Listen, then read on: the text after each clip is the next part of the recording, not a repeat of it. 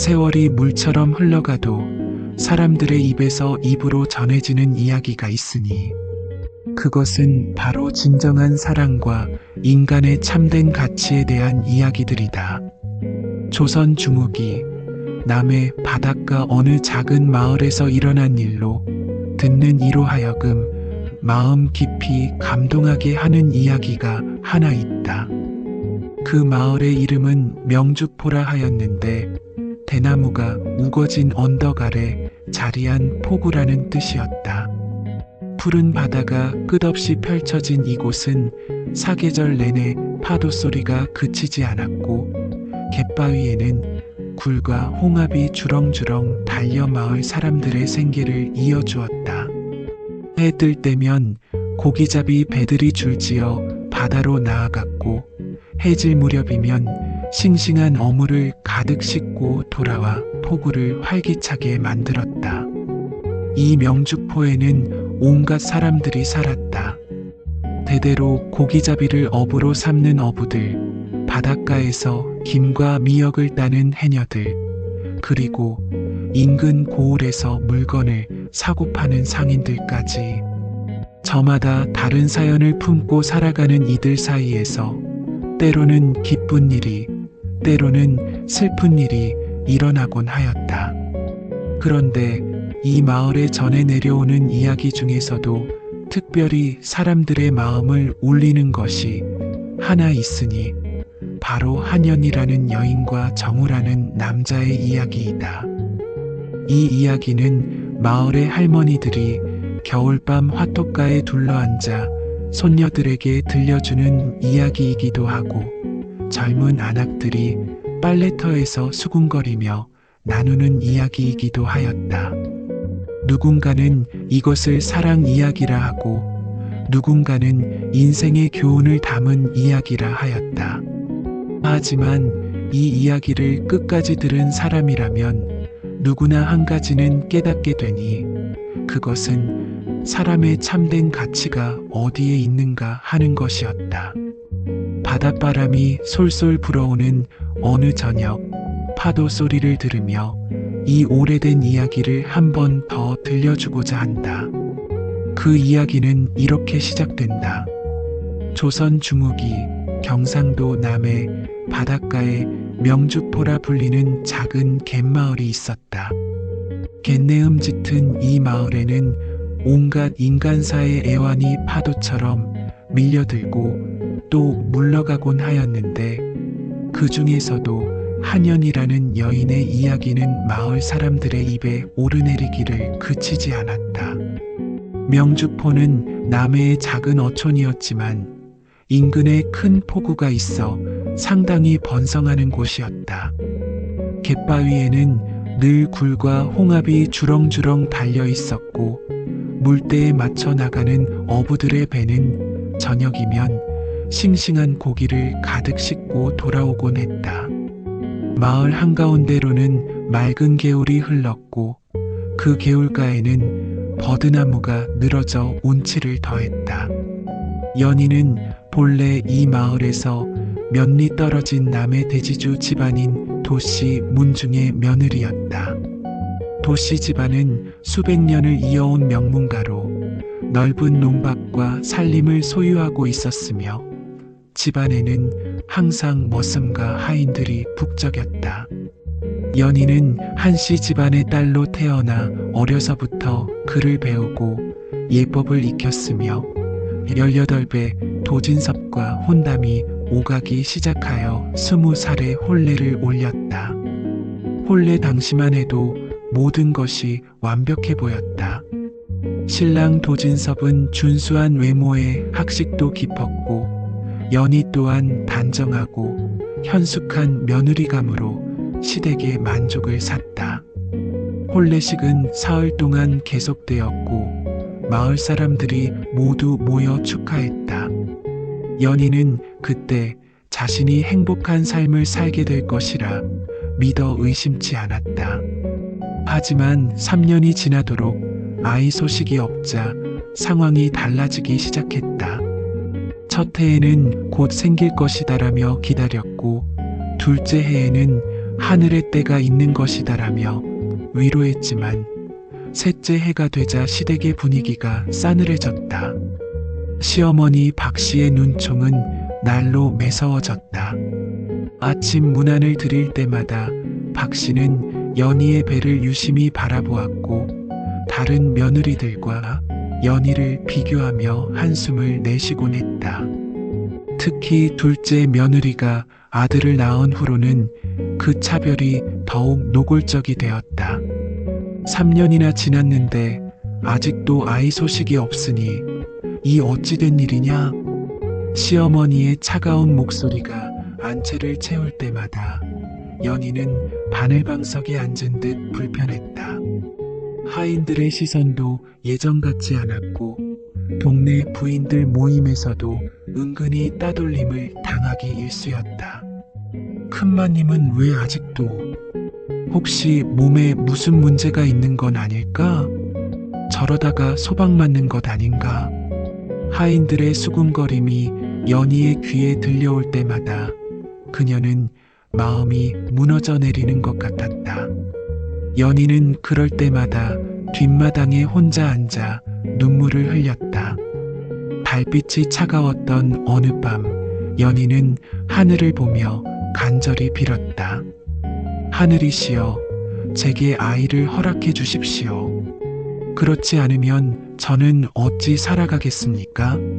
하지만 하늘은 묵묵부답이었고 달은 그저 차갑게 빛날 뿐이었다.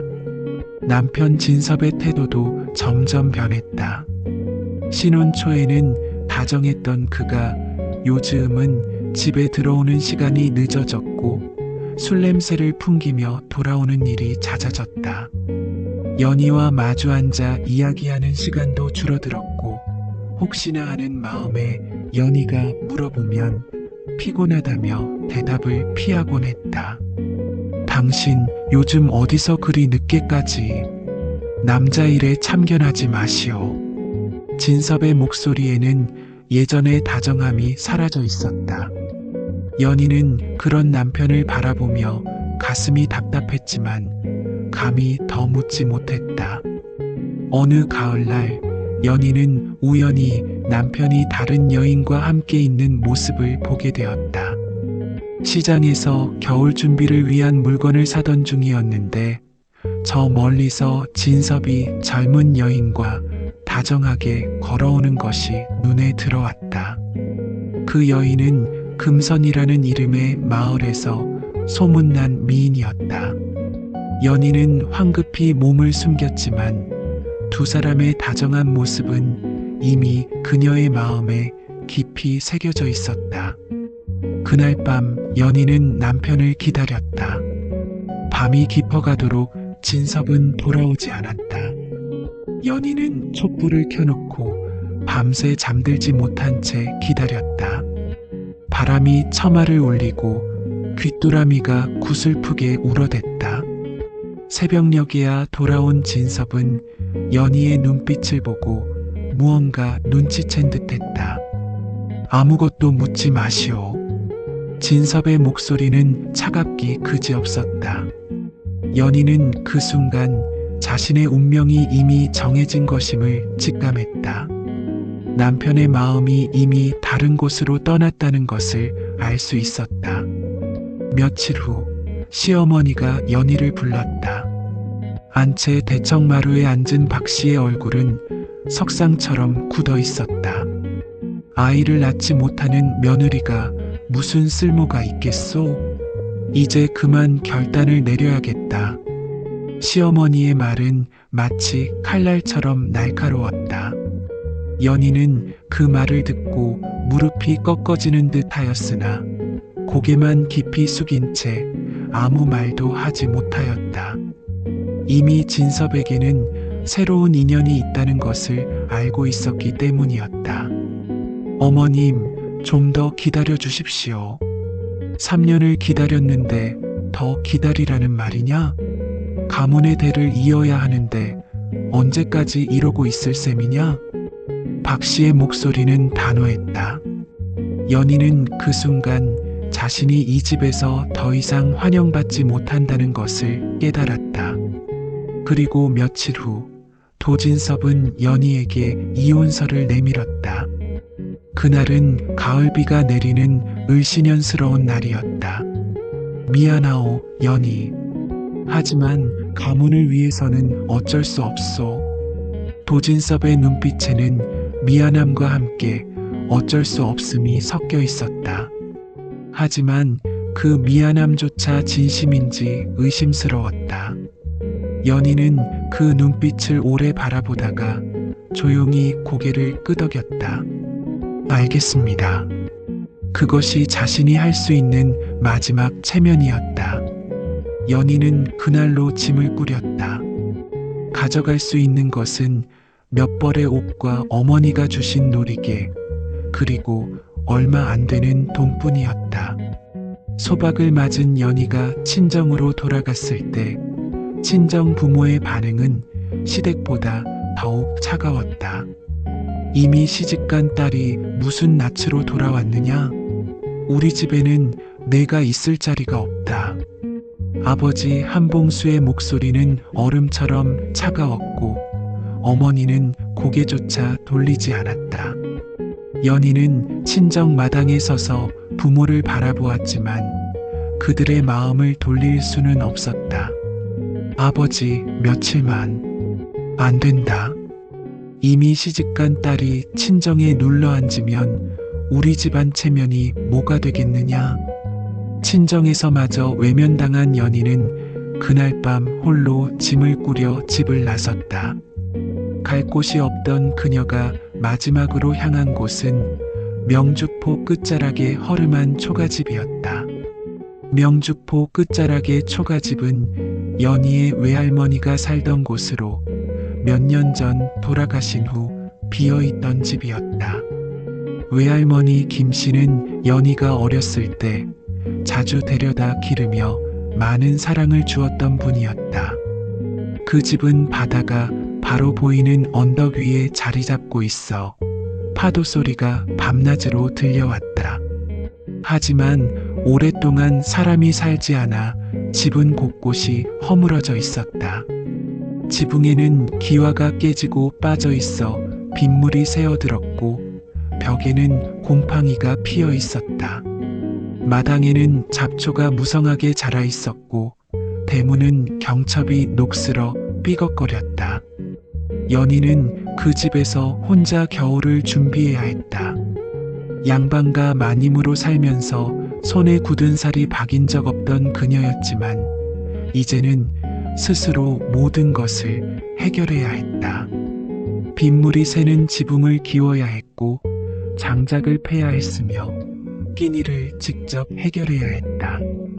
첫날 밤 연희는 외할머니가 쓰던 작은 방에 누워 천장을 바라보았다. 기와 사이로 별빛이 새어들어왔고 바다에서 불어오는 바람이 집을 흔들었다. 그녀는 그제야 자신이 정말로 혼자가 되었다는 것을 실감했다. 마을 사람들은 연희를 보며 수군거렸다.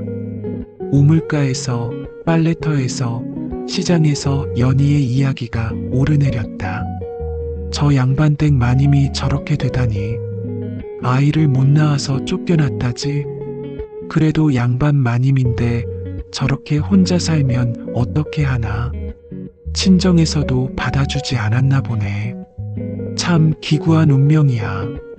하지만 연희는 그런 시선들을 외면한 채 묵묵히 자신의 삶을 꾸려나갔다. 외할머니가 남긴 몇 가지 살림살이로 끼니를 때우며 마을 안악들이 주는 바느질 일감으로 근근히 생계를 이어갔다.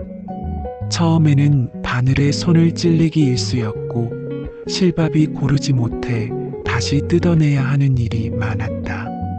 하지만 연희는 포기하지 않았다. 밤늦도록 촛불을 켜고 바느질에 매달렸고 손가락이 부르터도 계속했다. 마님, 바느질이 많이 늘으셨네요. 마을 안악 중 하나인 박서방네가 연희의 바느질 솜씨를 보며 감탄했다. 연희는 그 말에 작은 위안을 얻었다. 적어도 자신이 쓸모없는 사람은 아니라는 것을 증명할 수 있었기 때문이었다. 어느 날 마을 이장 김 씨가 찾아왔다. 그는 연희의 처지를 걱정하는 마음에서 온 것이었다. 마님, 이렇게 혼자 사시면 어떻게 하시겠습니까? 겨울이 코앞인데. 괜찮습니다. 제가 알아서 하겠습니다. 연희의 대답은 단호했지만 김 씨의 눈에는 걱정이 가득했다. 양반과 마님이 이런 곳에서 혼자 겨울을 나기에는 너무 힘들어 보였기 때문이었다. 혹시 도움이 필요하시면 언제든 말씀하십시오. 마을 사람들이 모른 척하지는 않을 테니까요. 김 씨의 따뜻한 말에 연희는 고개를 숙여 인사했다. 세상이 모두 등을 돌린 것 같았지만 여전히 선한 마음을 가진 사람들이 있다는 것이 위로가 되었다. 그의 겨울이 시작되던 무렵 연희의 삶에 예상치 못한 변화가 찾아왔다. 어느 날 밤 거센 바람이 몰아치고 비가 내리던 때였다. 동해에서 불어온 태풍의 끝자락이 남해까지 영향을 미치는 날이었다. 바람은 초가집을 흔들었고 비는 창문을 두드렸다. 연희는 나무 문을 두드리는 소리에 잠에서 깨어났다. 처음에는 바람에 나뭇가지가 부딪히는 소리인 줄 알았으나 계속해서 들려오는 소리에 문을 열어보았다. 밖은 칠흑같이 어두웠고 비바람이 거세게 몰아쳤다.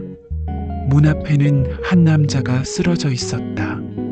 얼굴과 몸 곳곳에 칼자국이 있었고 피가 흘러내리고 있었다. 비에 젖어 의식을 잃어가는 듯한 그 남자는 가까스로 고개를 들어 연희를 바라보았다. 부탁입니다. 죽 한 그릇만 주십시오. 목소리는 가늘고 떨렸지만 눈빛에는 간절함이 서려 있었다. 연희는 잠시 망설였다. 혼자 사는 여인의 집에 정체를 알 수 없는 남자를 들이는 것은 위험한 일이었다. 하지만 그 남자의 눈빛에서 악의는 느껴지지 않았고 무엇보다 지금 당장 도움을 주지 않으면 죽을 것 같았다.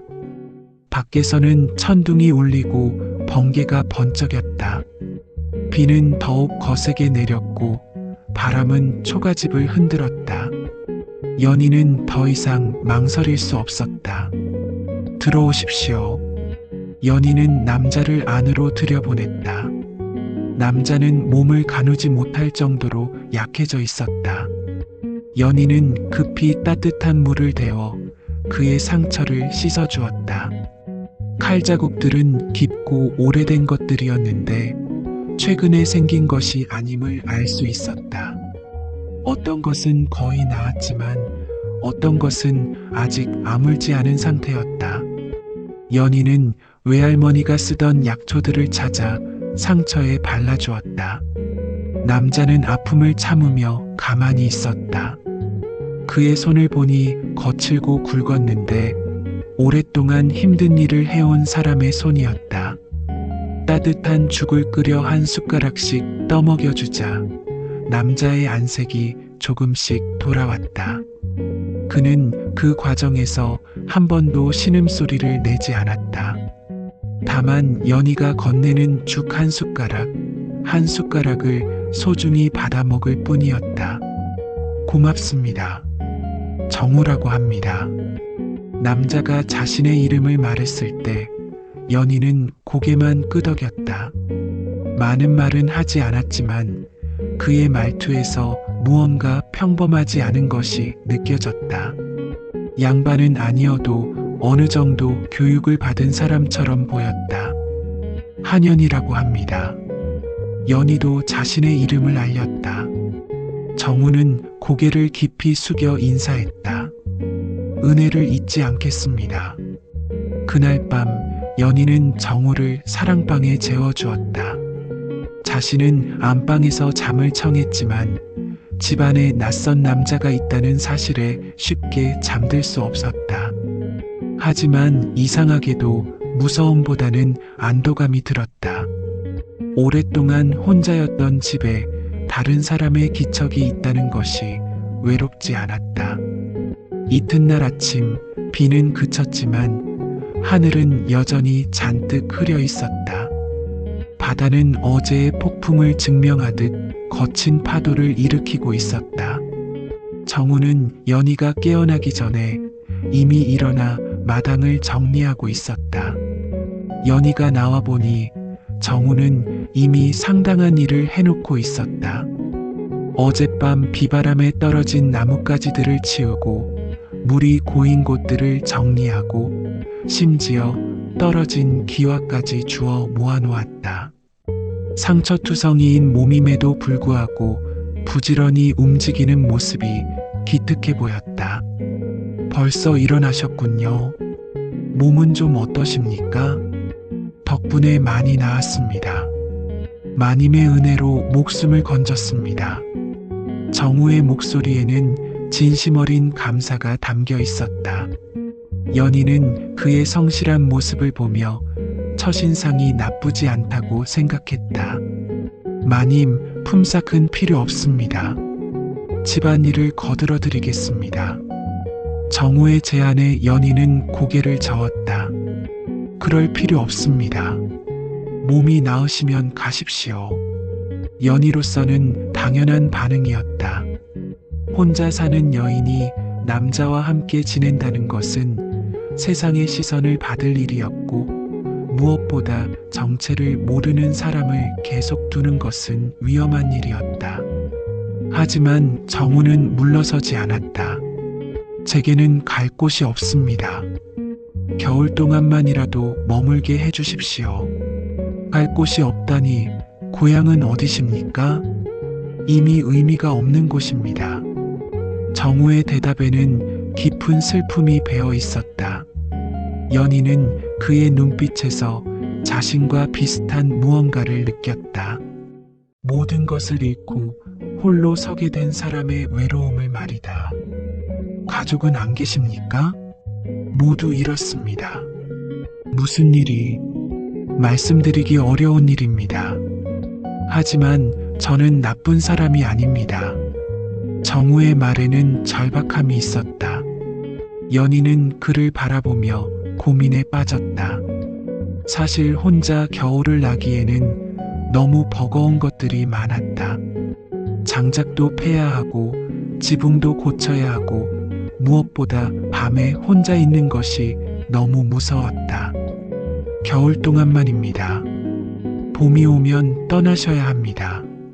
결국 연희가 허락한 것은 정우의 간절한 눈빛 때문이었다. 그리고 현실적으로 도움이 필요했기 때문이기도 했다. 마을 사람들은 연희의 집에 남자가 들어와 산다는 소식을 듣고 술렁였다.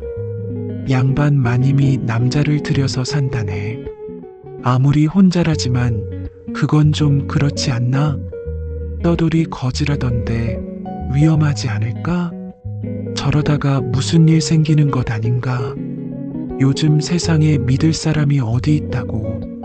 우물가에서 빨래하는 아낙들, 시장에서 장을 보는 아주머니들 사이에서 연희의 이야기가 화제가 되었다. 대부분은 걱정하는 마음에서 나온 것이었지만 일부는 호기심 어린 시선이기도 했다. 하지만 며칠이 지나자 사람들의 시선이 조금씩 바뀌기 시작했다. 정우가 하는 일들을 보면서부터였다. 정우는 말 그대로 집안일을 거들었다.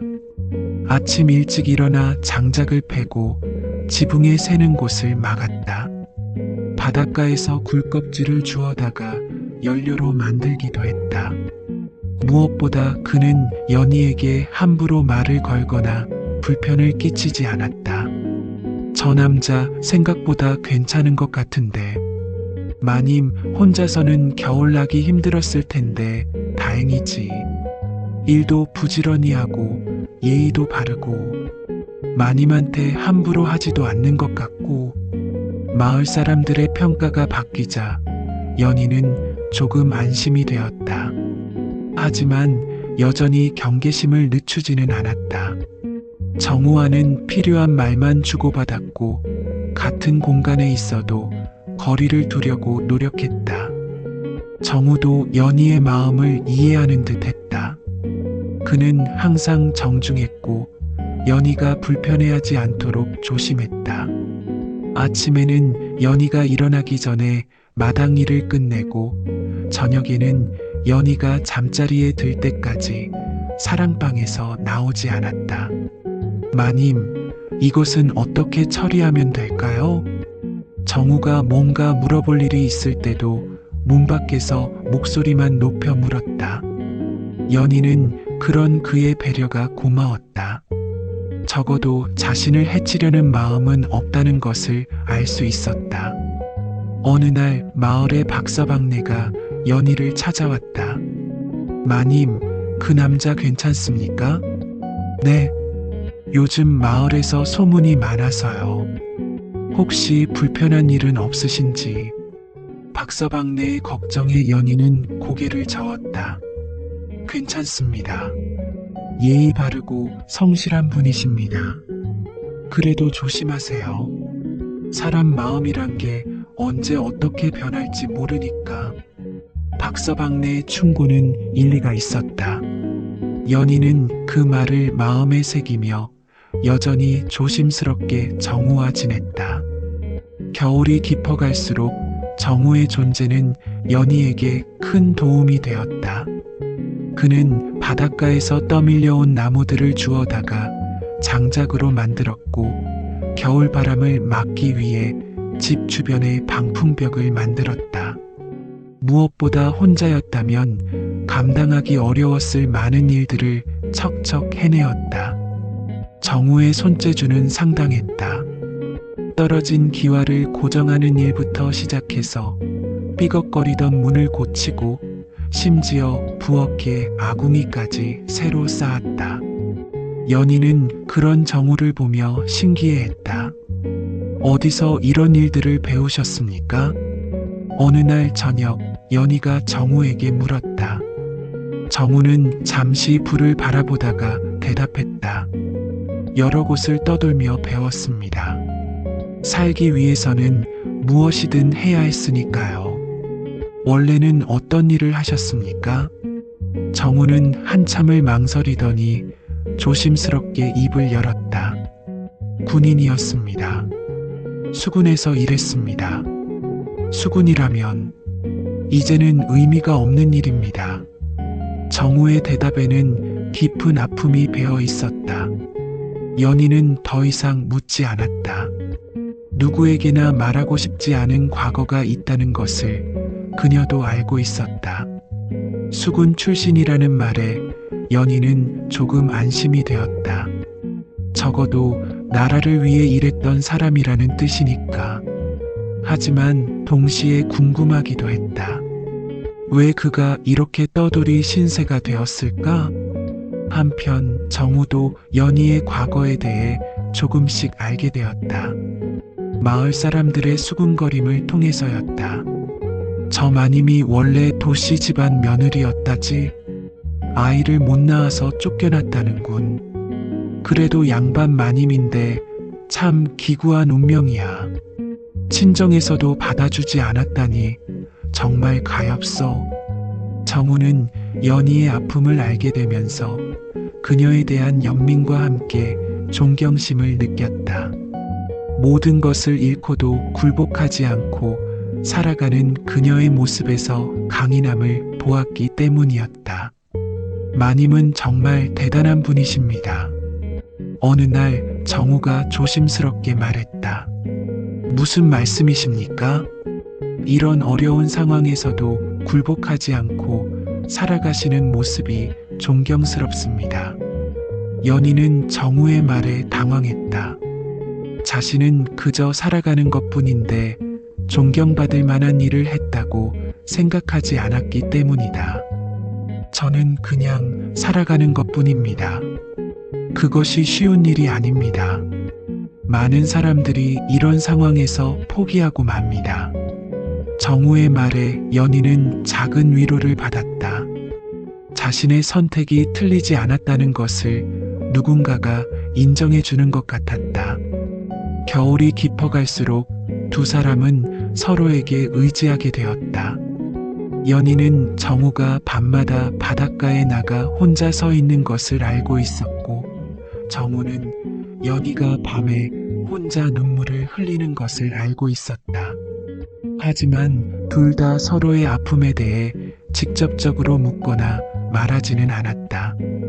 대신 그들은 일상의 소소한 것들을 나누었다. 정우가 바닷가에서 주워온 예쁜 조개 껍질을 연희에게 보여주면 연희는 그것으로 작은 장식품을 만들었다.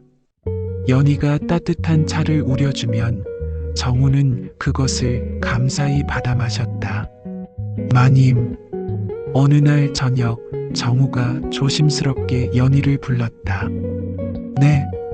제가 마님께 누가 되지는 않는지 걱정됩니다. 무슨 말씀이십니까? 마을 사람들의 시선 말입니다. 제가 있음으로 해서 마님이 더 어려운 일을 당하지는 않을까 하여.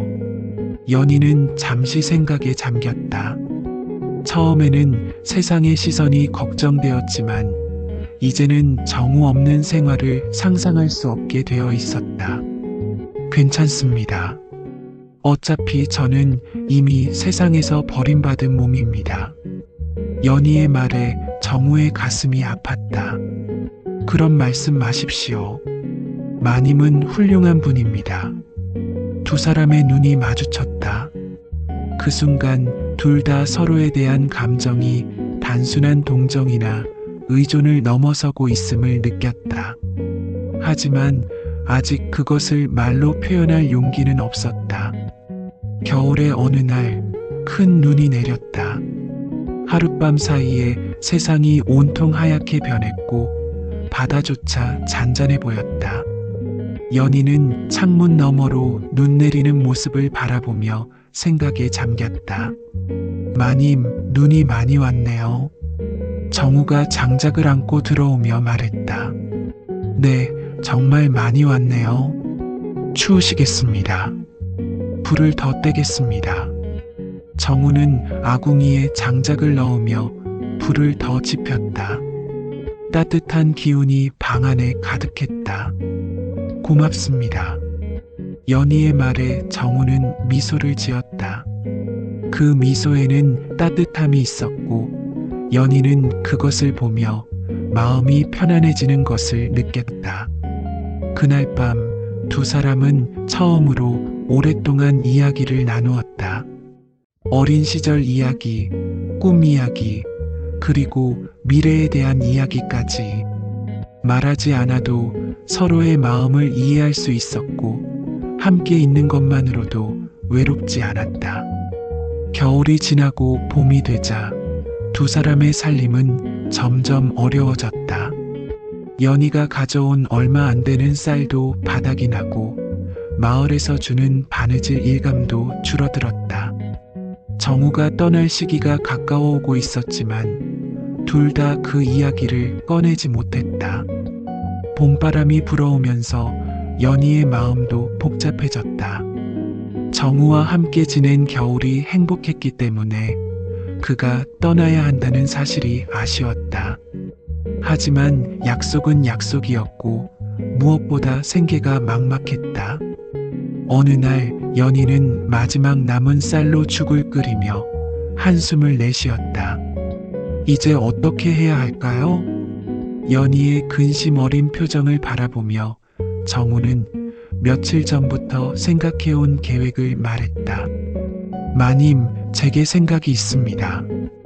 무슨 생각이십니까? 바닷가에서 상인들이 버리는 해산물 찌꺼기들을 손질해서 되파는 것은 어떨까요? 연희는 깜짝 놀랐다. 그런 일을 양반이 어떻게 할 수 있겠습니까? 지금 우리에게 양반 체면이 중요합니까? 아니면 살아가는 것이 중요합니까? 정우의 말에 연희는 할 말이 없었다. 그의 말이 옳았다. 지금은 체면보다 생존이 더 중요한 때였다. 하지만 제가 장사를 어떻게 해? 제가 재료를 구하고 손질하겠습니다. 마님께서는 계산과 손님 응대만 하시면 됩니다. 정우는 이미 구체적인 계획을 세워놓고 있었다.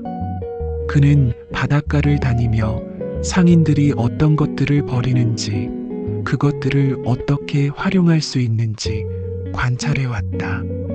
새우머리는 국물을 내기에 좋고, 멍게 찌꺼기도 잘 손질하면 쓸모가 있습니다. 말린 미역 부스러기들도 모으면 제법 됩니다. 하지만 사람들이 뭐라고 할까요? 처음에는 손가락질할지도 모릅니다. 하지만 우리가 정직하게 장사하면 언젠가는 인정받을 것입니다. 연희는 정우의 말을 들으며 고민에 빠졌다. 양반가에서 태어나 자란 그녀에게 장사는 생각해 본 적 없는 일이었다.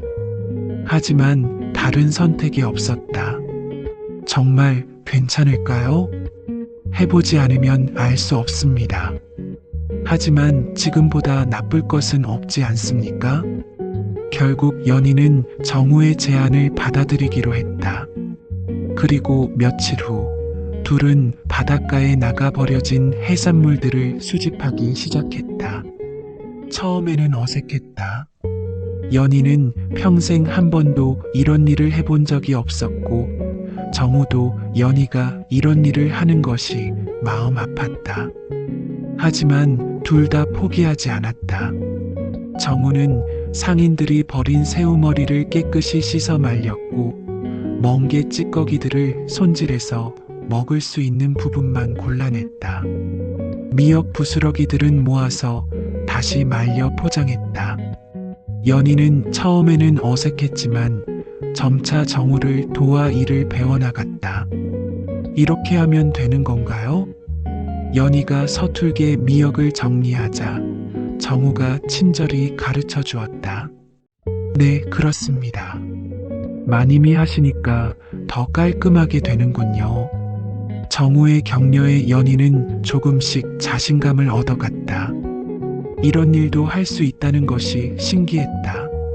며칠의 준비 끝에 두 사람은 바닷가 뒷골목에서 작은 좌판을 펼쳤다. 정우가 손질한 새우머리, 멍게 찌꺼기, 말린 미역 등이 좌판 위에 가지런히 놓여 있었다. 연희는 떨리는 마음으로 첫 장사를 시작했다. 처음에는 사람들이 조롱했다. 저 양반 마님이 저런 일까지 하네. 세상 참 많이 변했구나. 거지 주제에 양반 마님까지 끌어들이다니. 저런 찌꺼기를 누가 사겠어? 하지만 정우가 손질한 해산물들은 생각보다 질이 좋았다. 새우머리는 국물을 내기에 좋았고, 멍게 찌꺼기도 깨끗하게 손질되어 있었다. 말린 미역도 바짝 잘 말려져 있어서 오래 보관할 수 있었다. 처음 손님은 이웃집 안악이었다. 이거 얼마예요? 새우머리는 한 줌에 10문, 멍게는 20문입니다. 연희가 떨리는 목소리로 대답했다. 안악은 새우머리 한 줌을 사갔는데 이튿날 다시 와서 더 사갔다. 국물이 정말 시원하게 나오네요. 더 있으면 좀 더 주세요. 정말입니까? 감사합니다. 연희는 처음으로 자신이 파는 물건이 인정받는다는 기쁨을 느꼈다. 입소문이 나기 시작하자 하나둘씩 사람들이 찾아왔다. 처음에는 호기심으로 시작했던 것이 점차 단골 고객으로 이어졌다. 저기 파는 새우머리로 국 끓이면 정말 맛있어. 멍게도 깨끗하게 손질되어 있고 값도 싸. 양반 마님이 직접 하시니까 믿을만해. 거기 물건들 질이 좋아. 다른 데서 파는 것보다 훨씬 깨끗해. 연희는 계산과 포장을 맡았다. 처음에는 손님들과 말하는 것이 어색했지만 시간이 지나면서 익숙해졌다. 손님들도 연희의 정중한 태도를 좋아했다. 마님, 참 친절하시네요. 고맙습니다. 또 오세요. 연희의 밝은 인사에 손님들은 기분 좋게 돌아갔다. 무엇보다 돈이 들어오기 시작하자 마음이 한결 가벼워졌다. 하루하루 버는 돈은 많지 않았지만 적어도 끼니는 걱정하지 않을 수 있게 되었다. 마님, 우리가 해냈습니다. 어느 날 저녁 정우가 환한 미소를 지으며 말했을 때 연희도 처음으로 마음 편한 웃음을 지었다. 오랫동안 잊고 있던 웃음이었다. 좌판은 날이 갈수록 번창했다. 입소문이 나면서 멀리서도 사람들이 찾아왔다. 연희와 정우는 새벽 일찍 일어나 바닷가로 나가 재료를 구하고 저녁까지 좌판을 지켰다. 고된 일이었지만 두 사람에게는 보람이 있었다. 마을 사람들의 시선도 변했다. 저 두 사람 참 부지런하다. 양반이고 산 것이고가 아니라 사람 됨됨이가 중요한 거구나. 어려운 중에도 서로 도우며 사는 모습이 보기 좋아. 정직하게 장사하니까 손님들이 많이 와. 연희와 정우 사이에도 변화가 있었다. 함께 일하면서 서로에 대한 신뢰가 깊어졌고 말없이도 서로의 마음을 알 수 있게 되었다. 하지만 여전히 둘 다 자신의 감정을 직접적으로 표현하지는 못했다. 오늘 하루도 수고하셨습니다. 당신도 수고하셨습니다. 저녁에 집으로 돌아가는 길, 두 사람은 나란히 걸으며 하루를 마무리했다. 바다에서 불어오는 바람이 시원했고 석양이 아름다웠다. 연희는 이런 평범한 일상이 행복하다는 것을 느꼈다. 좌판이 안정되고 어느 정도 돈이 모이기 시작한 무렵 예상치 못한 사람이 나타났다. 도진섭이었다. 그는 마을에 볼 일이 있어 왔다가 우연히 연희의 좌판을 보게 된 것이었다. 진섭은 연희의 모습을 보고 충격에 빠진 듯한 표정을 지었다. 한때 자신의 아내였던 여인이 좌판을 버리고 장사를 하고 있다니 믿을 수 없는 광경이었다. 연희, 당신이 이런 일을... 도진섭의 목소리에는 당황과 미안함이 섞여 있었다. 연희는 잠시 손을 멈췄지만 곧 다시 일을 계속했다. 무슨 일이십니까? 연희의 차가운 반응에 진섭은 당황했다. 예전에 순종적이던 연희와는 다른 모습이었다. 내가 잘못했소. 돌아와 주오. 도진섭의 말에 주변 사람들이 수군거리기 시작했다. 저건 저 마님 전 남편이네. 그래도 예쁘부인데 다시 합치면 좋을 텐데. 양반 마님이 이런 일 하는 것보다야 저 남편이 뭔가 잘못했나 보네. 마을 사람들의 말에 연희는 혼란스러웠다. 한때는 사랑했던 사람이고 여전히 마음 한구석에는 그에 대한 감정이 남아 있었다. 정우는 불안한 눈빛으로 연희를 바라보았지만 아무 말도 하지 않았다. 그는 자신이 끼어들 일이 아니라고 생각했다. 하지만 가슴 한편으로는 연희가 진섭에게 돌아갈까봐 두려웠다. 지금은 장사 중입니다. 나중에 이야기합시다. 연희의 말에 진섭은 아쉬워했지만 더 이상 고집을 부리지는 않았다. 다만 가기 전에 한마디 더 했다. 연희, 정말 미안하오. 깊이 생각해 보겠소. 그날 밤 도진섭이 연희의 집을 찾아왔다. 연희, 정말 미안하오. 내가 어리석었소. 지금 와서 무슨 말씀이십니까? 후처와 살아보니 당신이 얼마나 소중한 사람인지 알겠소. 다시 돌아와 주오. 도진섭의 말에 연희의 마음이 흔들렸다. 그가 진심으로 뉘우치고 있는 것 같았고 무엇보다 다시 양반의 신분으로 돌아갈 수 있다는 유혹이 있었다. 하지만 이미 늦었습니다. 늦지 않았소. 우리 다시 시작할 수 있소. 후처는 어떻게 하실 겁니까? 그것은 내가 알아서 하겠소. 당신만 돌아와 주면 됩니다. 정우는 멀리서 그 광경을 지켜보며 가슴이 아팠다. 연희가 도진섭에게 돌아간다면 자신은 다시 혼자가 될 것이었다. 하지만 그것이 연희에게 더 좋은 일이라면 말릴 수 없었다. 며칠 동안 연희는 고민에 빠졌다. 도진섭은 계속해서 찾아와 사과하고 돌아오라고 했다. 마을 사람들도 대부분 재결합을 지지하는 분위기였다. 그래도 원래 부부였는데 양반 마님이 계속 장사하며 살 수는 없지.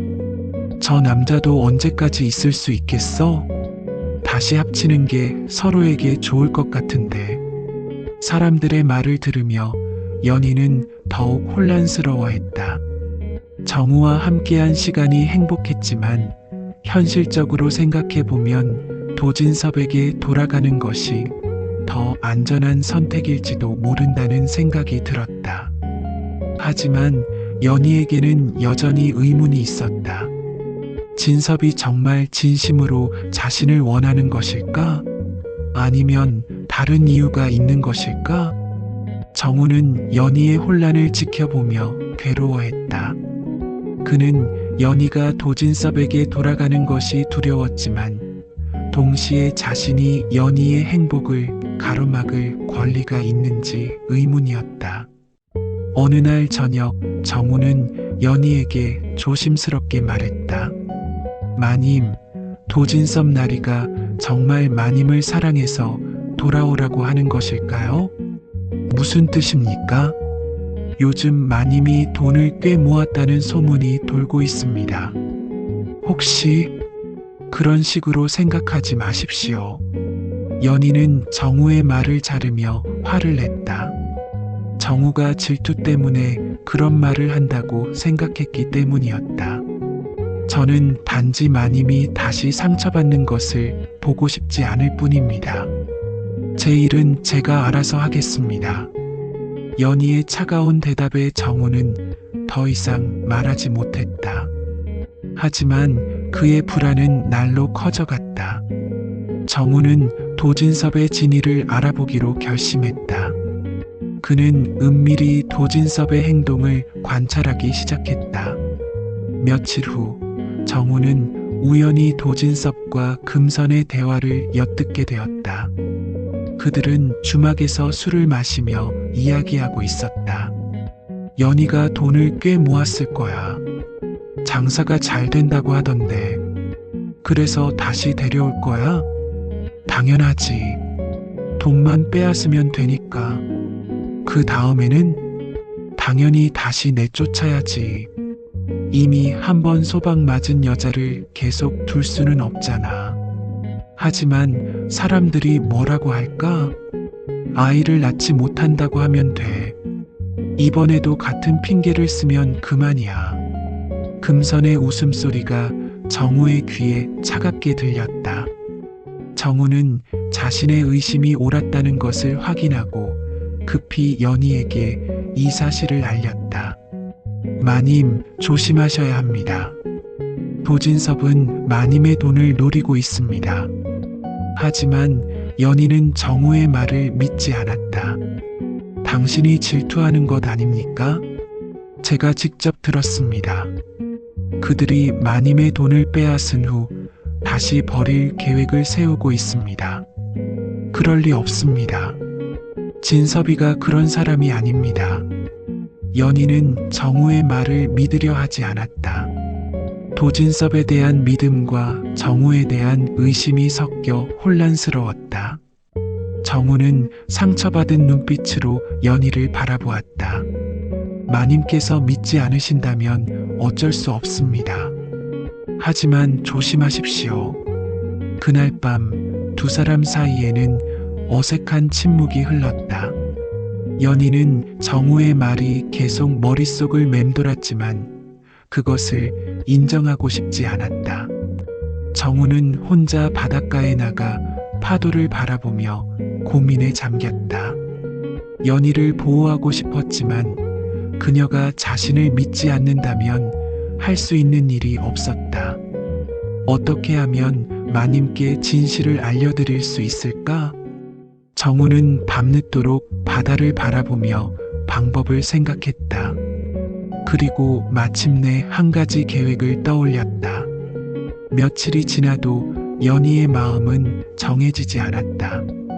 도진섭은 계속해서 찾아와 돌아오라고 했고 정우는 침묵 속에서 자신의 마음을 숨기고 있었다.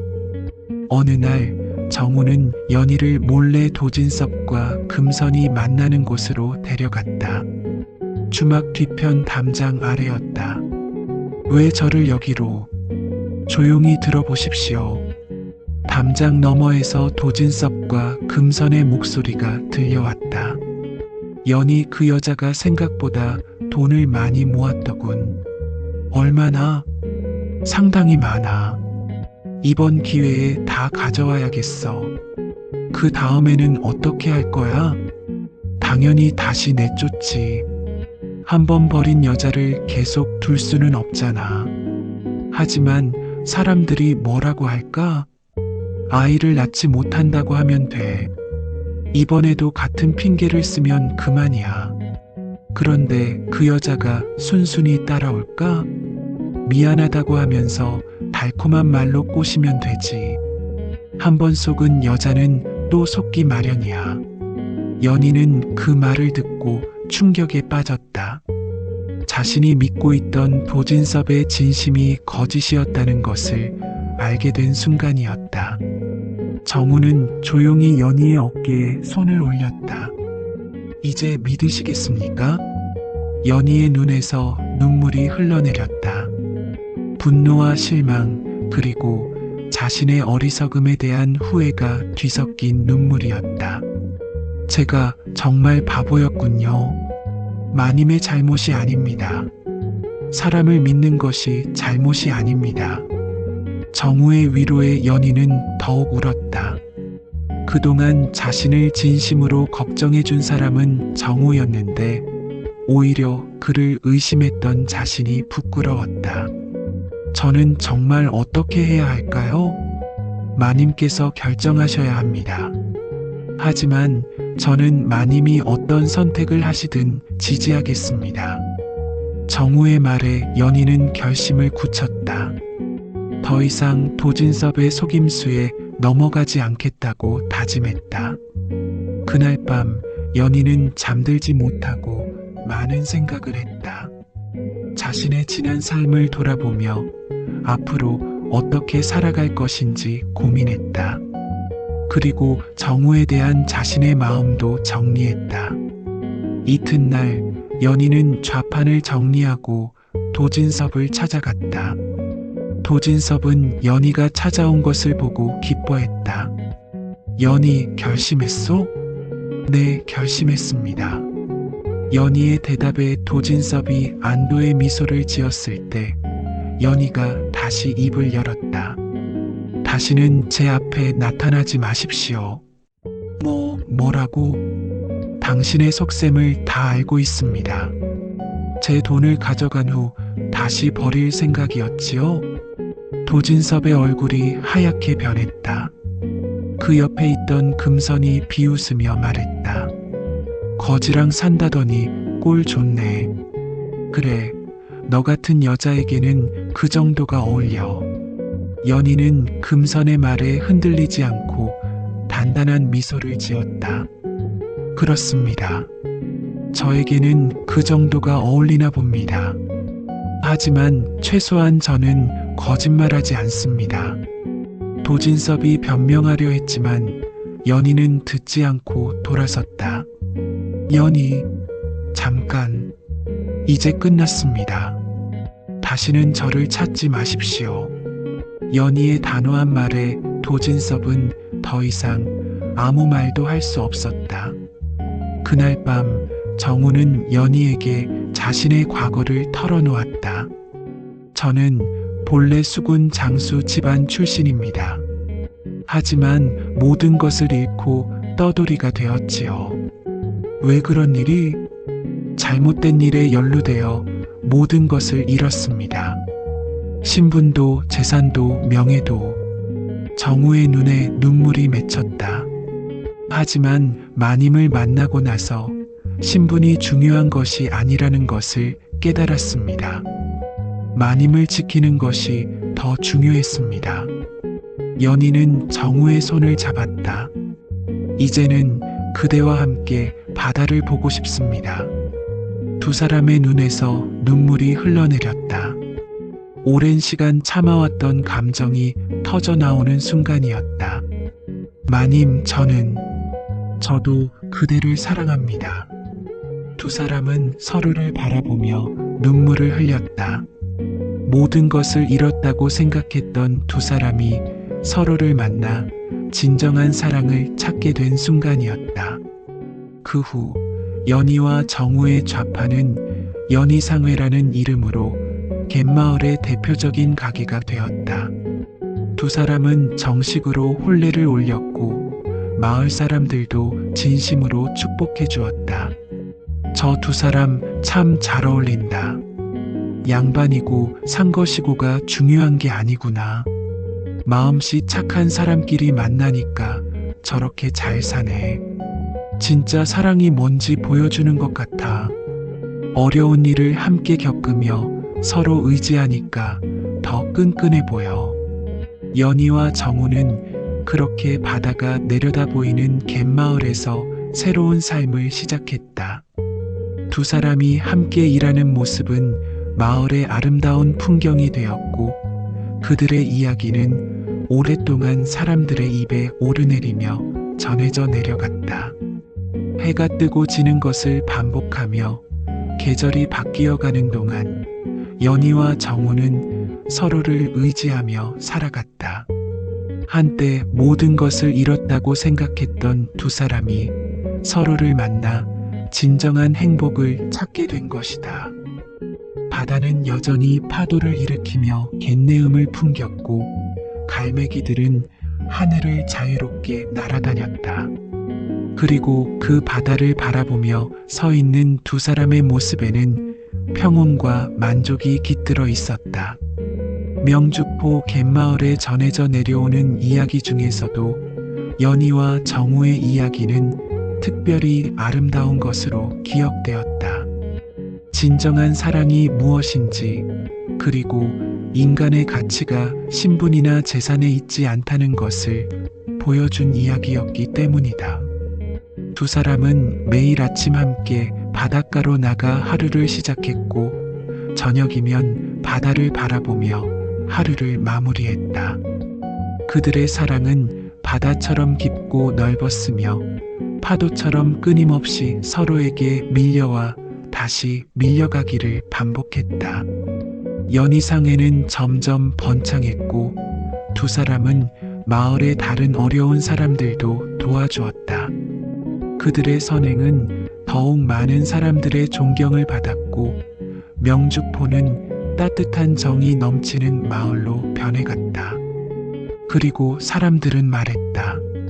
진정한 사랑 앞에서는 신분도 재산도 과거도 중요하지 않다고.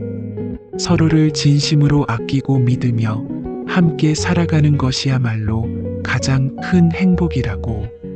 연희와 정우의 이야기는 그런 교훈을 주는 아름다운 이야기로 오래도록 기억되었다.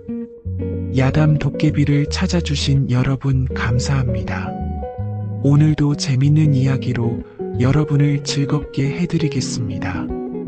그 전에 좋아요와 구독 버튼 꼭 부탁드립니다. 그럼 시작할게요. 옛적 어느 시골 마을에 가세가 기울어가는 양반댁이 있었느니라. 그 집 안주인은 강연이라 하였는데 17의 늙은 의원과 혼인하여 25의 과부가 되었더라. 마님은 얼굴이 옥같이 고와 주변 마을에서도 자자하게 소문이 났으나 새해를 같이 살았을 뿐 남편의 기운을 제대로 받아보지 못하고 홀로 되었더라. 봄이 깊어가던 어느 날 마님은 창가에 앉아 꽃잎이 날리는 마당을 바라보고 있었느니라. 그녀의 검은 머리는 흐르는 물결처럼 어깨를 타고 내려왔고 하얀 피부는 옥처럼 맑았으나 눈빛에는 깊은 슬픔이 어려 있었다. 아이고 마님, 오늘도 창밖을 그리 바라보시면 눈이 다 쓰실 것이옵니다. 몸종 소양이가 걱정스레 다가오니 마님은 한숨을 길게 내쉬었느니라. 소양아, 이 집안이 언제부터 이리 쓸쓸해졌느냐? 돌아가신 영감님이 살아계실 적에도 그리 다를 바 없었지만 마님은 속으로 쓰린 마음을 감추며 눈길을 돌렸다. 넓은 마당에는 머슴 기복이가 묵묵히 땔감을 패고 있었느니라. 그의 넓은 등에서 흐르는 땀방울이 햇살에 반짝이니 20살 수총각의 건장한 모습이 눈에 들어왔더라. 저 기복이는 참으로 부지런하구나. 이 집에 일하는 이가 저 하나뿐인데 아침부터 저녁까지 쉬지 않고 일하는 모습이 장하도다. 소양이는 마님의 시선을 따라 기복이를 바라보다가 살짝 웃음을 머금었느니라. 그녀는 19살의 앳된 얼굴이었으나 세상 물정에는 제법 밝은 계집이었다.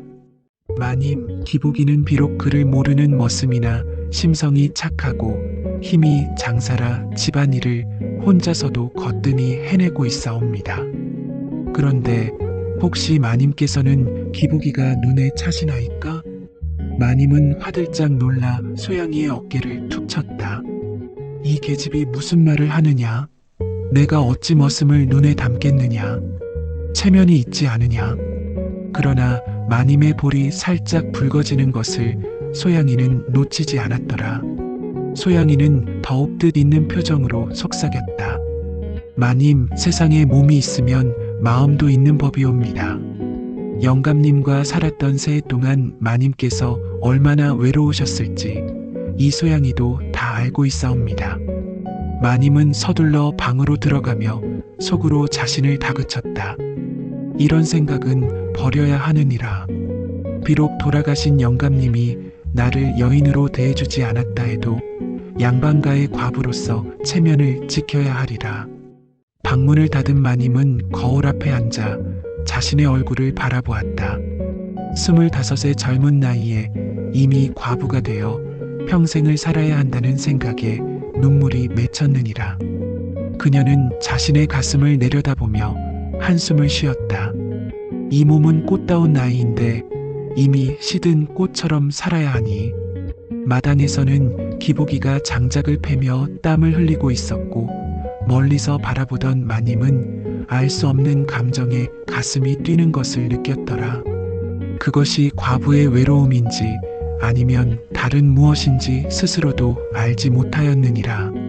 날이 저물어 저녁상을 받던 마님은 문득 기복이에게 물었다. 기복아, 너는 나이가 몇이더냐? 기복이는 고개를 숙인 채 공손히 대답했다. 20살이옵니다, 마님. 마님은 고개를 끄덕였다. 기복이는 마님보다 5살이나 어렸지만 그의 건장한 몸과 성실한 성품은 어린 나이가 무색할 정도였느니라. 그래, 내 나이에 집안일을 그리 잘하니 대견하구나. 오늘은 일찍 쉬거라. 기복이는 깊이 절하며 물러났다. 그가 나간 후 소양이가 살며시 다가와 말했다. 마님, 기복이는 이 댁에 들어온 지 이제 1년이 되었사옵니다만 참으로 성실하고 든든한 사내이옵니다. 요즘같이 가세가 기울어가는 때에 저런 머슴을 두셨으니 복이 있으신 것이옵니다. 마님은 말없이 고개를 끄덕였다. 그녀의 마음속에는 이미 기복이에 대한 관심이 싹트기 시작했으나 양반가의 체면을 생각하며 그 마음을 억누르고 있었느니라. 달이 밝은 어느 밤 기복이는 마당 한켠에 있는 자신의 초라한 방에 누워 잠을 청하고 있었느니라. 밤바람이 서늘하게 불어오자 그는 창문을 닫으려 일어섰다. 그때 마님의 방에서 들려오는 속삭임이 그의 귀에 들어왔더라. 기복이는 원래 말이 적고 순박한 청년이었으나 호기심에 살며시 벽에 귀를 대고 엿들었느니라. 소양아, 너는 사내의 기운이란 것이 어떤 것인지 알고 있느냐? 마님의 목소리가 떨리는 것을 기복이는 느낄 수 있었더라. 그의 심장이 갑자기 빠르게 뛰기 시작했다. 아이고 마님, 그런 말씀을 어찌 소녀에게 물으시나이까? 하오나 제가 들은 바로는 진짜 사내라면 단단한 뼈가 있어 여인의 옥문을 열고 그 기운을 전해준다 하더이다. 소양이의 말에 마님이 숨을 들이켰다. 그래, 단단한 뼈라 돌아가신 영감님은 그저 고기만 있었을 뿐. 아이고, 내 이런 말을 어찌하느냐. 부끄러워라. 기복이는 두 손으로 입을 틀어막았다. 마님이 그런 생각을 하고 있었다니. 그는 자신의 아래를 내려다보았다. 밤마다 홀로 괴로워하던 그 물건이 벌써 단단하게 일어서 있었느니라. 내 물건으로 마님을 치료하면 어쩔까? 처음으로 기복이는 엉뚱한 생각을 품게 되었다. 평소 우직하고 말이 적던 그였으나 속마음은 장난기가 있었더라. 그는 어릴 적 산에서 약초를 캐던 할아버지를 따라다니며 약에 대해 조금은 알고 있었으니 그 지식을 바탕으로 꾀를 부리기로 마음먹었느니라. 기복이는 밤새 뒤척이며 계획을 세웠다. 내가 의원으로 변장하여 마님을 속인다면 아니지. 그건 너무 건방진 생각이야. 하지만 그의 마음속에서는 갈등이 일었으나 마님의 아름다운 모습과 외로워하는 모습을 떠올리며 결심을 굳혔느니라. 마님도 외롭고 나도 외로우니 서로의 기운을 나누는 것이 무엇이 나쁘리요. 다만 양반가의 체면을 생각하여 비밀스럽게 해야 하리라. 다음 날 기복이는 평소보다 더 부지런히 일을 하였다. 그는 마당을 쓸고 텃밭을 가꾸고 우물에서 물을 길어왔느니라. 마님이 지나갈 때면 고개를 숙이고 공손히 인사를 올렸으나 그 눈빛은 전과 달리 무언가 깊은 뜻이 담겨 있었더라. 기복아, 오늘따라 더 부지런히 일하는구나. 마님이 말을 건네자 기복이는 고개를 더 깊이 숙였다. 마님의 은혜를 입고 있으니 제가 일을 열심히 하는 것은 당연한 도리이옵니다. 기복이의 목소리가 평소보다 깊게 들려왔다. 그의 목에 있는 굵은 핏줄이 마님의 눈에 들어왔고 그녀는 알 수 없는 떨림을 느끼며 얼른 발걸음을 돌렸느니라. 그날 저녁 마님은 소양이와 함께 목욕을 하고 있었다. 소양이가 마님의 등을 밀어주며 말했다. 마님, 요즘 기복이가 부쩍 일을 열심히 하는 것 같사옵니다. 혹시 마님을 위해 더 애쓰는 것은 아닌지요? 마님은 물속에서 몸을 움츠렸다. 그런 말은 하지 말거라. 머슴이 주인을 위해 일하는 것은 당연한 일이니라. 소양이는 장난스럽게 웃으며 말했다. 하지만 마님, 기복이의 눈빛이 요즘 달라진 것을 보셨사옵니까? 마님을 바라볼 때면 불덩이 같은 눈빛으로. 마님은 화들짝 놀라 소양이의 입을 막았다. 이 계집아, 그런 말을 어찌 함부로 하느냐. 내가 어찌 머슴의 눈빛을 살피겠느냐. 그러나 마님의 가슴은 이미 요동치기 시작했느니라. 그녀도 기복이의 변화를 눈치채고 있었던 것이다. 밤이 깊어 기복이는 자신의 방에서 계획을 세웠다. 산에서 약초를 캐러 간다 하고 뽕나무 잎을 따와야겠다는 생각이었다. 그리고 푸른 천으로 얼굴을 가리고 신령한 의원으로 변장하리라.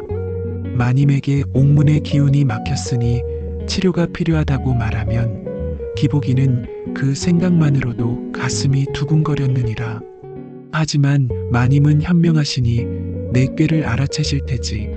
어떻게 하면 좋을까? 기복이는 밤새 고민하다가 좋은 수를 생각해냈다.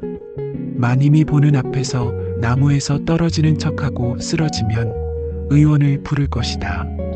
그때 자신이 미리 준비한 의복으로 갈아입고 나타나리라. 이 꾀가 성공한다면 마님의 외로움도 덜어드리고 내 마음도 풀릴 것이니 기복이는 자신의 꾀가 너무 교묘하여 스스로도 놀랐다. 우직한 청년의 얼굴에 장난스러운 미소가 번졌느니라. 달빛이 창문을 비추는 깊은 밤, 마님 강연이는 홀로 눈물을 훔치고 있었느니라. 새해를 함께 살았으나 진정한 부부의 정을 나누지 못했던 영감님을 생각하며 그녀의 마음은 외로움과 회한으로 가득 찼더라. 마님은 이불을 끌어당기며 영감님과의 첫날 밤을 떠올렸다. 17의 꽃다운 나이에 50이 넘은 영감과 혼인했을 때 그녀는 무서움과 기대감이 교차했었다.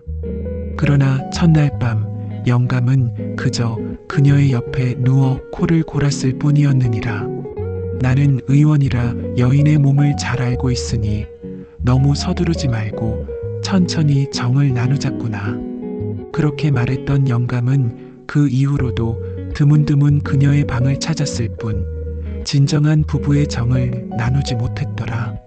마님은 자신이 무엇을 놓치고 있는지 알지 못한 채 세월을 보냈고 25세 영감이 세상을 떠나자 그녀는 진정한 여인으로서의 삶을 살아보지도 못한 채 과부가 되었느니라. 아이고, 이런 생각을 하다니 양반가의 규수로서 체면이 없구나.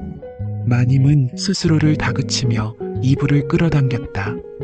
그러나 25 꽃다운 나이에 홀로 된 그녀의 몸은 알 수 없는 열기로 들썩이고 있었느니라. 마님은 문득 소양이가 했던 말을 떠올렸다. 진짜 사내라면 단단한 뼈가 있어 여인의 옥문을 열고 그 기운을 전해준다 하더이다. 그 말이 귓가에 맴돌았다. 하, 나는 그저 고기만 품었던 것이더냐. 진정한 사내의 뼈는 어떤 것일까? 마님은 속으로 탄식하며 자신의 몸을 더듬어 보았다. 그녀의 옥문은 한 번도 제대로 열린 적이 없었느니라. 영감은 첫날 밤에 숨이 가쁘다며 그저 옆에 누워 잠들었고 그 이후로도 드문드문 다가왔을 뿐이었다. 그녀는 창밖을 바라보았다. 달빛이 마당을 비추고 있었고 그 아래로 기복이의 방이 보였다. 불빛이 아직 켜져 있는 것을 보니 그도 잠을 이루지 못하고 있는 듯했다. 아이고, 저 사내는 어찌 저리 건장한 몸을 가졌는지. 나무를 패는 모습을 보면 그 단단한 팔뚝이. 마님은 갑자기 자신의 생각에 놀라 입을 가렸다. 내 이런 생각을 하다니 부끄러워라. 마님은 얼굴을 붉히며 이불을 뒤집어 썼다. 그러나 그녀의 몸은 이미 알 수 없는 갈증에 시달리고 있었느니라. 마님은 잠을 이루지 못하고 뒤척이다가 문득 생각이 떠올랐다. 내일은 기복이를 산에 보내 약초를 캐오게 해야겠다. 요즘 내 몸이 이상하니 약을 다려 마셔야겠구나. 다음날 아침 마님은 평소보다 일찍 일어나 마당으로 나갔다. 기복이는 이미 일어나 우물가에서 세수를 하고 있었느니라. 그의 젖은 상의가 단단한 등에 달라붙어 있는 모습이 마님의 눈에 들어왔다.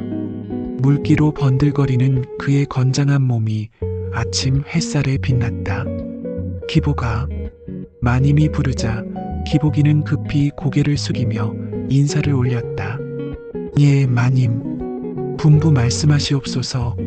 마님은 기복이의 젖은 머리카락에서 떨어지는 물방울을 보며 순간 말문이 막혔다가 간신히 입을 열었다. 오늘은 산에 가서 약초를 좀 캐오너라. 내 몸이 요즘 영 좋지 않구나. 마님은 그렇게 말하며 얼굴을 살짝 돌렸다. 기복이는 순간 놀란 표정을 지었으나 이내 공손히 대답했다. 예, 마님. 어떤 약초를 캐오면 좋을까요? 마님은 잠시 생각하다가 대답했다. 그냥 몸에 좋은 것이면 되느니라. 내가 알아서 하거라. 마님이 돌아서자 기복이는 입꼬리를 살짝 올리며 웃었다. 그의 계획대로 일이 흘러가고 있었느니라.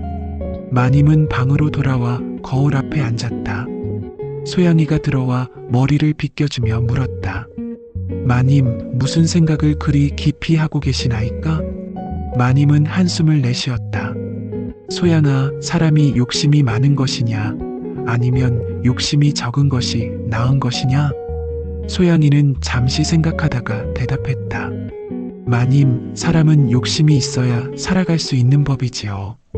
그러나 그 욕심이 지나치면 화를 부르고 너무 적으면 삶이 무미건조해질 것이옵니다. 마님은 고개를 끄덕였다. 그렇구나. 나는 지금까지 너무 욕심이 적었던 것인지도 모르겠다. 마님의 말에 소양이는 의미심장한 미소를 지었다. 무언가 일이 일어날 것임을 예감한 듯 했느니라. 마님, 혹시 마음에 품고 계신 일이 있으시다면 저에게 말씀해 주시옵소서. 이 소양이가 비록 어리나 마님을 위해 무엇이든 하겠나이다. 마님은 소양이의 손을 잡고 부드럽게 말했다. 고맙구나, 소양아. 하지만 아직은 때가 아닌 것 같구나. 소양이는 알듯 말듯한 미소를 지으며 고개를 숙였다. 그녀는 마님의 마음속에 무언가 변화가 일어나고 있음을 직감했느니라. 해가 중천에 떠오를 무렵 기복이는 뽕잎을 따러 산으로 올라갔느니라. 그는 미리 준비한 푸른 보자기와 의원복을 숨겨두고 뽕나무에 올라 잎을 따기 시작했다. 한참을 따다가 보찜을 꾸린 후 그는 자신의 계획을 실행할 시간이 되었음을 느꼈더라. 산속 외진 곳에 자리를 잡은 기복이는 의원복을 꺼내 살펴보았다. 그것은 그가 어릴 적 의원이었던 할아버지의 옷으로 빛바랜 푸른 빛의 도포와 검은 갓이 있었느니라. 그는 주변을 살피며 옷을 갈아입고 수염까지 붙였다. 거울 대신 맑은 개울물에 비친 자신의 모습을 보니 젊은 의원의 모습이 그럴듯했다. 이제 마님을 속일 준비가 되었구나. 그는 의원복을 다시 벗어 보자기에 싸서 숨겨두고 뽕잎을 담은 보찜을 들고 내려갔다. 그의 마음은 설렘과 두려움이 교차했으나 마님의 아름다운 모습을 떠올리며 용기를 냈느니라. 기복이는 산에서 내려와 마당에 들어서자마자 큰 소리로 외쳤다. 마님, 약초를 많이 캐왔사옵니다. 마님이 방문을 열고 나오는 순간 기복이는 일부러 발을 헛디뎌 크게 쓰러졌다. 그의 몸이 바닥에 굴러 떨어지며 신음소리가 온 마당에 울려 퍼졌느니라. 아이고, 기복아. 마님은 화들짝 놀라 달려나왔다. 그녀의 하얀 발이 맨 땅을 밟고 달려오는 모습에 기복이는 순간 너끌 잃을 뻔했으나 재빨리 정신을 차리고 연기를 계속했다. 그는 눈을 감은 채 신음하며 연기를 펼쳤다. 아이고, 마님, 제가 나무에서 떨어졌나 봅니다. 허리가 아이고. 마님은 당황한 얼굴로 소양이를 불렀다. 소양아, 빨리 의원을 모셔오너라. 기복이가 크게 다쳤다. 소양이가 급히 달려나가자 마님은 기복이의 이마를 짚어보았다. 그녀의 부드러운 손길이 기복이의 이마에 닿자 그는 심장이 터질 듯 뛰는 것을 느꼈느니라.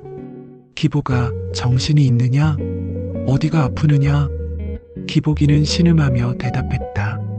마님, 제 허리가 아이고, 저는 이제 일을 못할 것 같사옵니다. 마님은 안타까운 표정으로 기복이의 손을 잡았다.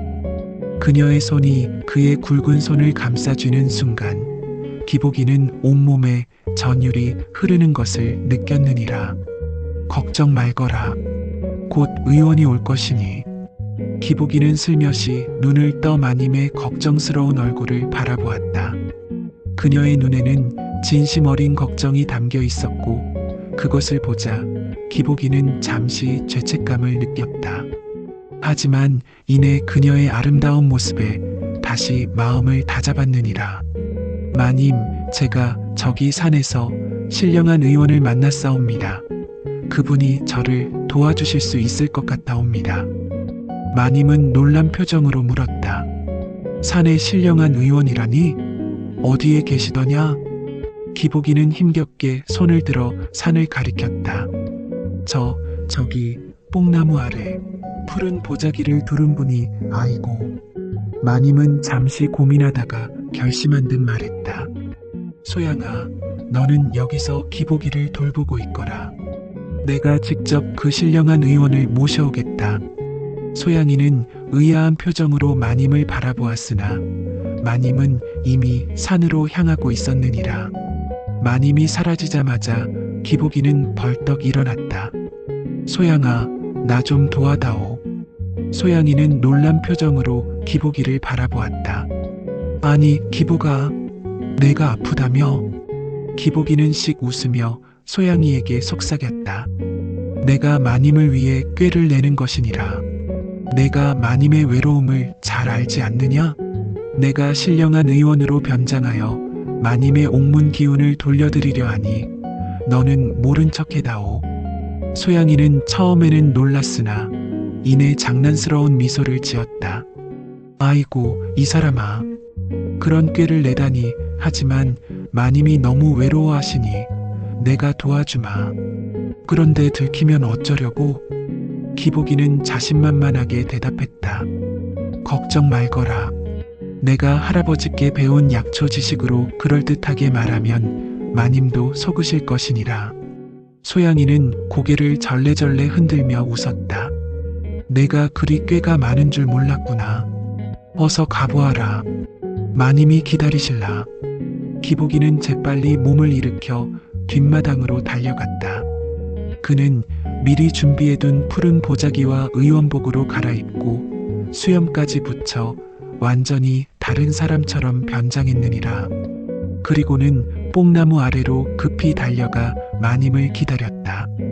마님이 숨을 헐떡이며 뽕나무 아래에 도착했을 때 기복이는 이미 신령한 의원으로 완벽하게 변장한 상태였다. 그는 목소리를 가다듬어 깊고 낮게 말했다. 이 산중에 찾아오는 이가 있으리라 예견하였노라. 내가 바로 그 사람이냐? 마님은 놀란 표정으로 고개를 숙였다.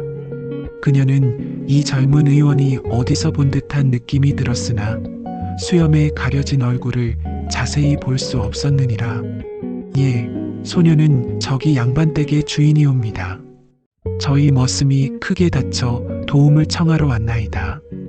기복이는 위험 있는 목소리로 대답했다. 그대의 머슴이 아니라 그대의 병을 고치러 내가 왔느니라. 마님은 당황한 기색으로 뒤로 물러섰다.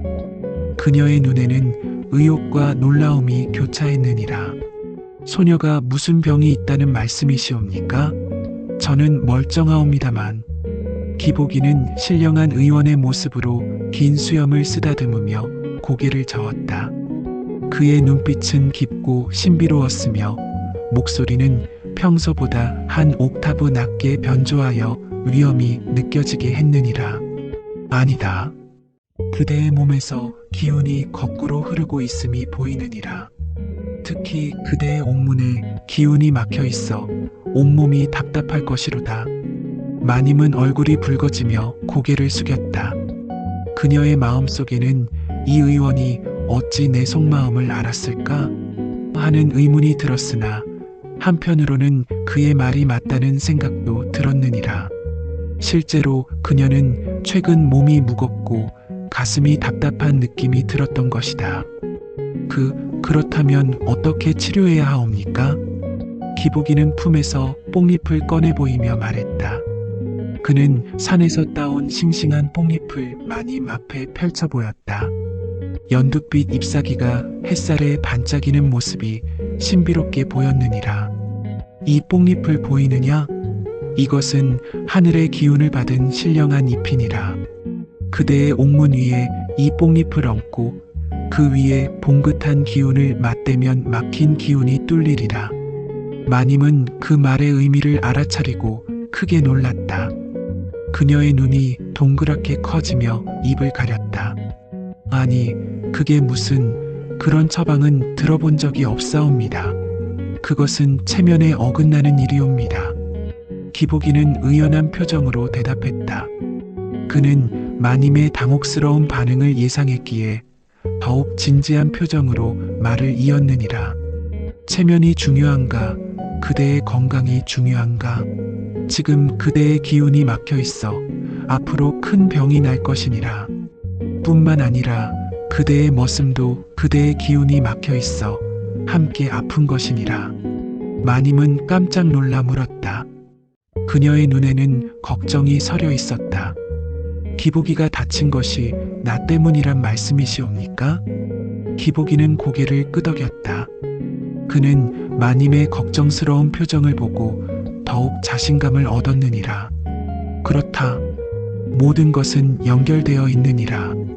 그대가 치료를 받지 않으면 그 머슴은 영영 일어나지 못할 것이니라. 마님은 깊은 고민에 빠졌다. 그녀는 산속 뽕나무 아래 서서 바람에 흔들리는 나뭇잎을 바라보았다. 한편으로는 이 신령한 의원의 말이 수상쩍었으나 다른 한편으로는 기복이를 살릴 수 있다면, 그리고 자신의 몸에 흐르는 이 답답한 기운을 풀 수 있다면 그렇다면 어떻게 해야 하옵니까? 기복이는 자신의 꾀가 성공하고 있음을 느끼며 대답했다. 그러나 표정은 여전히 진지하게 유지했느니라. 내가 그대의 집으로 가서 직접 치료해 주겠노라. 하지만 몇 가지 조건이 있느니라. 마님은 조심스레 물었다. 그녀의 목소리는 떨리고 있었다. 어떤 조건이옵니까? 첫째, 치료는 달빛이 밝은 밤에만 할 수 있느니라. 둘째, 나와 그대 단둘만 있어야 하느니라. 셋째, 내가 하는 말에 절대 거역하지 말아야 하느니라. 마님은 마지막 조건에 의심이 들었으나 기복이를 살리기 위해서는 어쩔 수 없다고 생각했느니라. 그녀는 한참을 고민하다가 결심한 듯 고개를 들었다. 그대의 말씀이 참으로 이상하나 우리 머슴을 살리기 위해서라면 알겠사옵니다. 그대의 조건을 모두 따르겠나이다. 기복이는 만족스러운 미소를 지었다. 그의 눈에는 승리의 기쁨이 어렸으나 마님에게는 보이지 않도록 고개를 숙였느니라. 좋다. 그럼 오늘 밤 자정에 그대의 방으로 찾아가리라. 준비하고 있거라. 마님은 고개를 숙이고 돌아섰다. 그녀의 마음은 혼란스러웠으나 기복이를 살리기 위해서라면 이 수상한 치료법도 받아들여야 한다고 생각했느니라. 그녀는 산을 내려가며 자신이 내린 결정에 대해 걱정과 의심이 교차했다. 이 의원이 정말 신령한 사람일까? 하지만 기복이를 살리기 위해서라면 기복이는 마님이 사라진 후 재빨리 의원복을 벗고 원래 자리로 돌아왔다.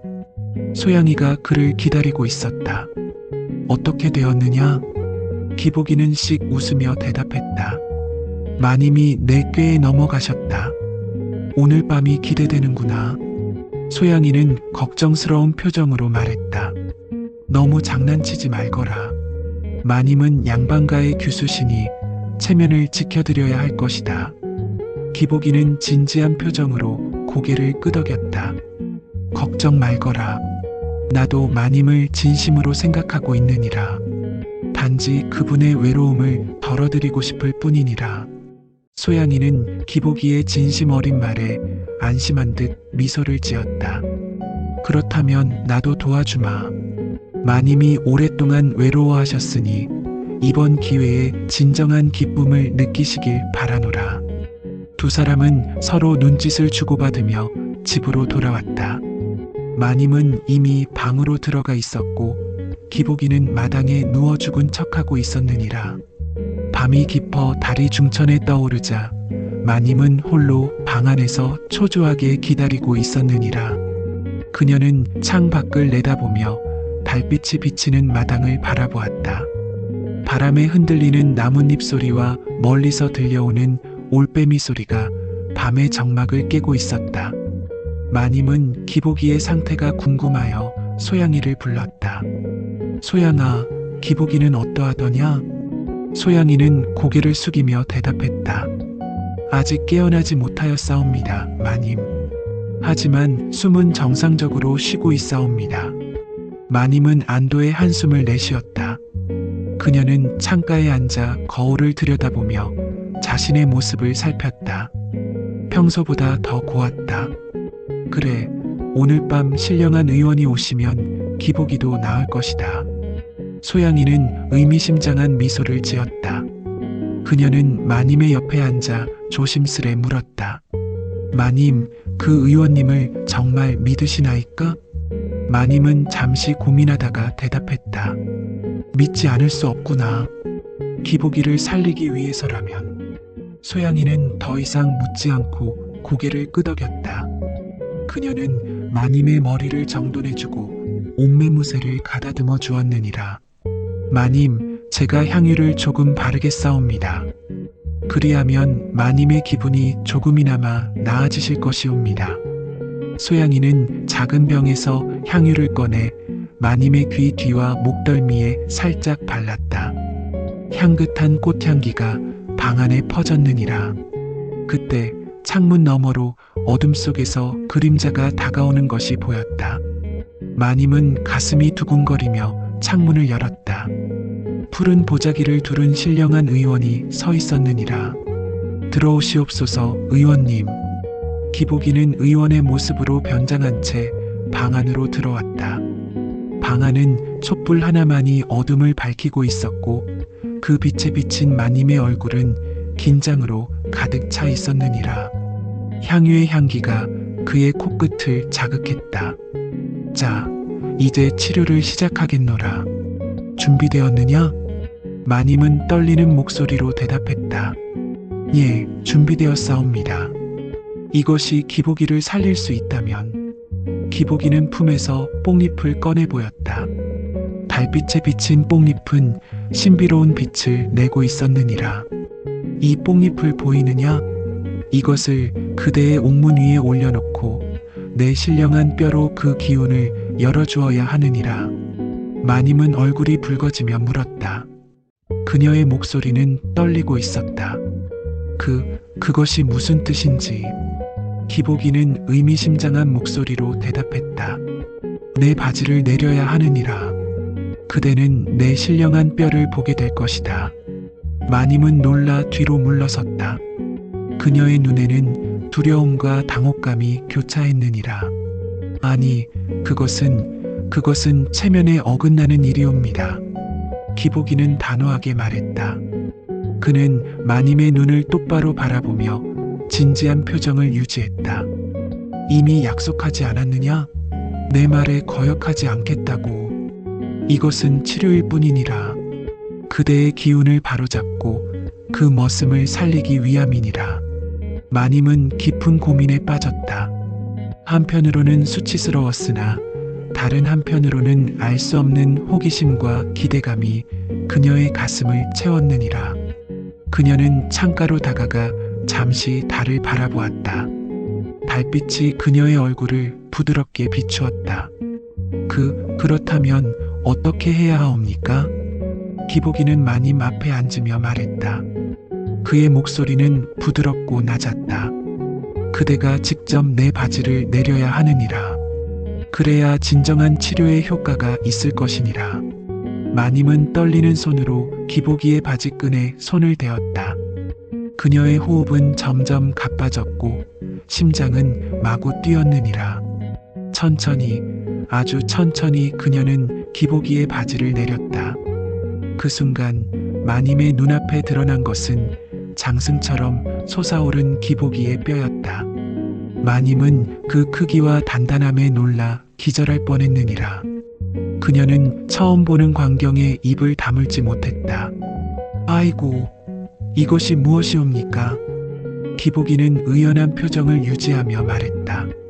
그러나 속으로는 마님의 놀란 표정을 보며 뿌듯함을 느꼈느니라. 놀라지 마시오. 이것이 바로 신령한 뼈니라.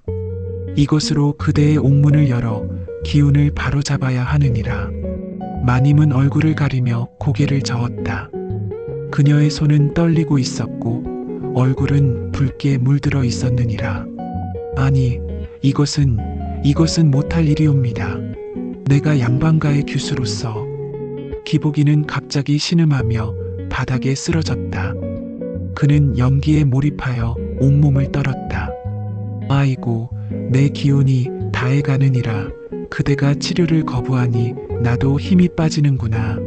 이대로라면 그 머슴도 살지 못할 것이니라. 마님은 놀라 기복이에게 다가갔다. 그녀의 눈에는 걱정이 가득했다. 아니, 의원님, 괜찮으시옵니까? 기복이는 약한 목소리로 대답했다. 그는 고통스러운 표정을 지으며 마님의 손을 잡았다. 마님, 전 그저 치료만 받고 싶을 뿐이옵니다. 기복이를 살리기 위해서라도 부디. 마님은 결단을 내렸다. 그녀는 천천히 자신의 옷을 풀기 시작했느니라. 하얀 속살이 달빛에 비치자 기복이는 숨을 멈췄다. 그녀의 아름다움에 너끌 잃을 뻔했으나 재빨리 정신을 차리고 의원의 모습을 유지했느니라. 알겠사옵니다. 의원님, 기복이를 위해 그리고 내 몸의 기운을 위해 치료를 받겠나이다. 촛불이 흔들리는 어두운 방 안, 마님은 이제 혼잎을 하나만을 걸친 채 떨고 있었느니라. 그녀의 눈에는 부끄러움과 두려움, 그리고 알 수 없는 기대감이 어려 있었다. 달빛이 창문으로 스며들어 그녀의 하얀 피부를 비추고 있었느니라. 이제 어떻게 해야 하옵니까, 의원님? 기복이는 의원의 모습으로 위험 있게 말했다. 그는 자신의 감정을 억누르며 치료에 집중하는 듯한 표정을 지었느니라. 이불을 펴고 누우시오. 그리고 그대의 옥문을 열어 뽕잎을 올려놓아야 하느니라. 마님은 떨리는 손으로 이불을 펴고 누웠다. 그녀의 얼굴은 붉게 물들어 있었고 온몸은 긴장으로 굳어 있었느니라. 그녀는 눈을 감고 숨을 깊게 들이마셨다. 의원님, 저는 부끄럽사옵니다. 기복이는 부드러운 목소리로 대답했다. 두려워 마시오. 이것은 오직 치료를 위한 것이니라. 그대의 기운을 바로잡고 그 머슴을 살리기 위함이니라. 마님은 고개를 끄덕였다. 그녀는 서서히 다리를 벌리기 시작했고 기복이는 뽕잎을 들고 마님에게 다가갔다. 그는 마님의 다리 사이에 뽕잎을 조심스레 올려놓았다. 푸른 뽕잎이 그녀의 하얀 살결 위에 놓이는 모습이 신비롭게 보였느니라. 이제 내 신령한 뼈로 그대의 옥문을 열어 기운을 바로잡겠노라. 준비되었느냐? 마님은 고개를 끄덕였다. 그녀의 눈을 감고 운명에 맡기는 듯한 표정이었느니라. 그녀의 가슴은 오르내리며 떨리고 있었다. 기복이는 천천히 마님 위로 올라갔다. 그의 단단한 뼈가 뽕잎 위에 닿자 마님은 놀라 숨을 들이켰다. 그녀는 처음 느껴보는 감각에 몸을 떨었느니라. 아이고, 이것이... 기복이는 마님의 귓가에 속삭였다. 그의 숨결이 마님의 귀를 간지럽혔다. 두려워 마시오. 이것은 치료일 뿐이니라. 그대의 기운을 바로잡기 위함이니라. 마님은 눈을 꼭 감은 채 고개를 끄덕였다. 그녀의 마음속에는 여전히 갈등이 있었으나 한편으로는 알 수 없는 설렘이 가득했느니라. 그녀는 자신의 몸에서 일어나는 변화를 느끼기 시작했다. 기복이는 천천히 움직이기 시작했다. 그의 뼈가 뽕잎을 찢으며 마님의 옥문으로 들어가자 마님은 놀라운 감각에 몸을 떨었다. 그녀의 입에서는 신음소리가 새어나왔느니라. 아이고, 이것이... 마님의 탄식이 방 안을 가득 채웠다. 기복이는 의원의 목소리로 대답했다. 그는 마님의 반응을 보며 더욱 열정적으로 움직였느니라. 그렇다. 이것이 바로 진정한 사내의 기운이니라. 그대의 옥문이 열리고 있느니라. 마님은 평생 처음 느끼는 감각에 몸을 떨었다. 그녀의 옥문은 이제 완전히 열려 기복이의 뼈를 받아들이고 있었느니라. 그녀의 몸은 이제 고통이 아닌 달콤한 감각으로 가득 찼다. 이것이 그 말로만 듣던 진짜 사내의 기운이란 것이더냐. 마님의 탄식 섞인 목소리가 방 안에 울려 퍼졌다. 기복이는 이제 완전히 마님과 하나가 되어 움직이고 있었느니라. 그의 온몸은 땀으로 젖어 있었고 마님의 하얀 살결과 맞닿을 때마다 전율이 흘렀다. 그렇다. 이것이 진정한 사내의 기운이니라. 그대의 몸이 이제 깨어나고 있느니라. 마님의 몸은 이제 기복이의 움직임에 맞춰 함께 움직이고 있었다. 그녀의 얼굴에는 부끄러움과 쾌락이 교차했느니라. 그녀의 머리카락은 땀에 젖어 이마에 달라붙었고 입술은 달콤한 신음을 내뱉고 있었다. 의원님, 이것이 정말 치료인 것이옵니까? 기복이는 마님의 귓가에 속삭였다. 그의 목소리는 부드럽고 달콤했다. 그렇다. 이것은 천년의 비법이니라. 그대의 기운이 이제 바로 잡히고 있느니라. 밤이 깊어갈수록 마님과 기복이의 움직임은 더욱 격렬해졌다. 마님은 이제 완전히 자신을 내맡긴 채 기복이의 치료를 받아들이고 있었느니라. 그녀의 몸은 알 수 없는 열기로 가득 찼고 기복이의 움직임에 맞춰 함께 춤을 추는 듯했다. 아이고, 의원님, 제 몸이 이상하옵니다. 기복이는 마님의 반응을 보며 더욱 열정적으로 움직였다. 그는 마님의 아름다운 몸과 하나가 되어 깊은 감정을 나누고 있었느니라. 두려워 마시오. 그것은 기운이 바로잡히는 신호니라. 곧 그대의 옥문에서 새로운 기운이 솟아오를 것이니라. 마님은 그 말을 듣자마자 온몸이 떨리며 강한 쾌감에 휩싸였다. 그녀는 평생 처음 느끼는 감각에 몸을 떨었느니라. 그녀의 입에서는 달콤한 신음이 터져나왔고 온몸은 파도처럼 흔들렸다. 아이고, 이것이 마님의 탄식이 절정에 이르자 기복이도 함께 마지막 힘을 다해 자신의 기운을 마님의 옥문에 쏟아부었다. 두 사람은 함께 떨리며 그 순간을 맞이했느니라. 방 안에는 잠시 깊은 침묵만이 흘렀다. 치료가 끝나고 마님은 숨을 헐떡이며 누워 있었다. 그녀의 얼굴에는 이전에 볼 수 없었던 만족감이 어려 있었느니라. 그녀의 입가에는 미소가 맴돌았고 눈빛은 촉촉하게 빛나고 있었다. 이것이 진정한 치료였던 것이옵니까? 기복이는 의원의 모습을 유지한 채 고개를 끄덕였다. 그는 마님의 이마에 맺힌 땀을 닦아주며 부드럽게 말했다. 그렇다. 그대의 기운이 이제 바로 잡혔느니라. 기복이도 곧 나을 것이니라. 마님은 고개를 끄덕이며 깊은 숨을 내쉬었다.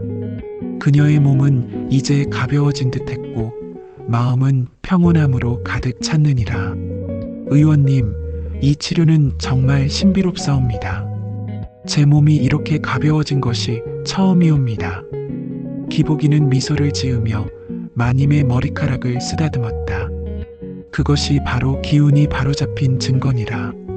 그대는 이제 진정한 여인으로 거듭났느니라. 치료가 끝난 후 마님은 옷을 여미며 고개를 숙였다. 그녀의 마음은 혼란스러웠으나 한편으로는 이전에 느껴보지 못한 만족감으로 가득 찼느니라. 그녀는 창가로 다가가 달을 바라보았다. 달빛이 그녀의 얼굴을 비추자 그녀의 피부는 더욱 빛나 보였다. 의원님, 이 일은 아무에게도 말하지 말아 주시옵소서. 저는 양반가의 규수로서. 기복이는 의연한 표정으로 고개를 끄덕였다. 그는 마님의 걱정을 이해한다는 듯이 부드럽게 미소 지었느니라. 걱정 마시오.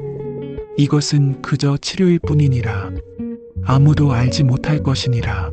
마님은 안도의 한숨을 내쉬었다. 그녀는 기복이에게 다가가 조심스레 물었다. 기복이는 어떻게 되는 것이옵니까? 기복이는 미소를 지으며 대답했다. 그는 마님의 걱정하는 모습이 사랑스럽게 느껴졌느니라. 내일 아침이면 나을 것이니라. 그대의 기운이 바로잡혔으니 그 머슴도 기운을 되찾을 것이니라. 마님은 고개를 끄덕였다. 그녀는 창가로 걸어가 달을 바라보았다. 달은 이제 서쪽으로 기울고 있었고 밤은 깊어가고 있었느니라. 그런데 의원님, 이 치료는 한 번으로 충분한 것이옵니까? 기복이는 의미심장한 표정으로 대답했다. 그의 눈에는 장난기가 어려 있었으나 마님에게는 보이지 않도록 수염으로 가렸느니라. 아니요.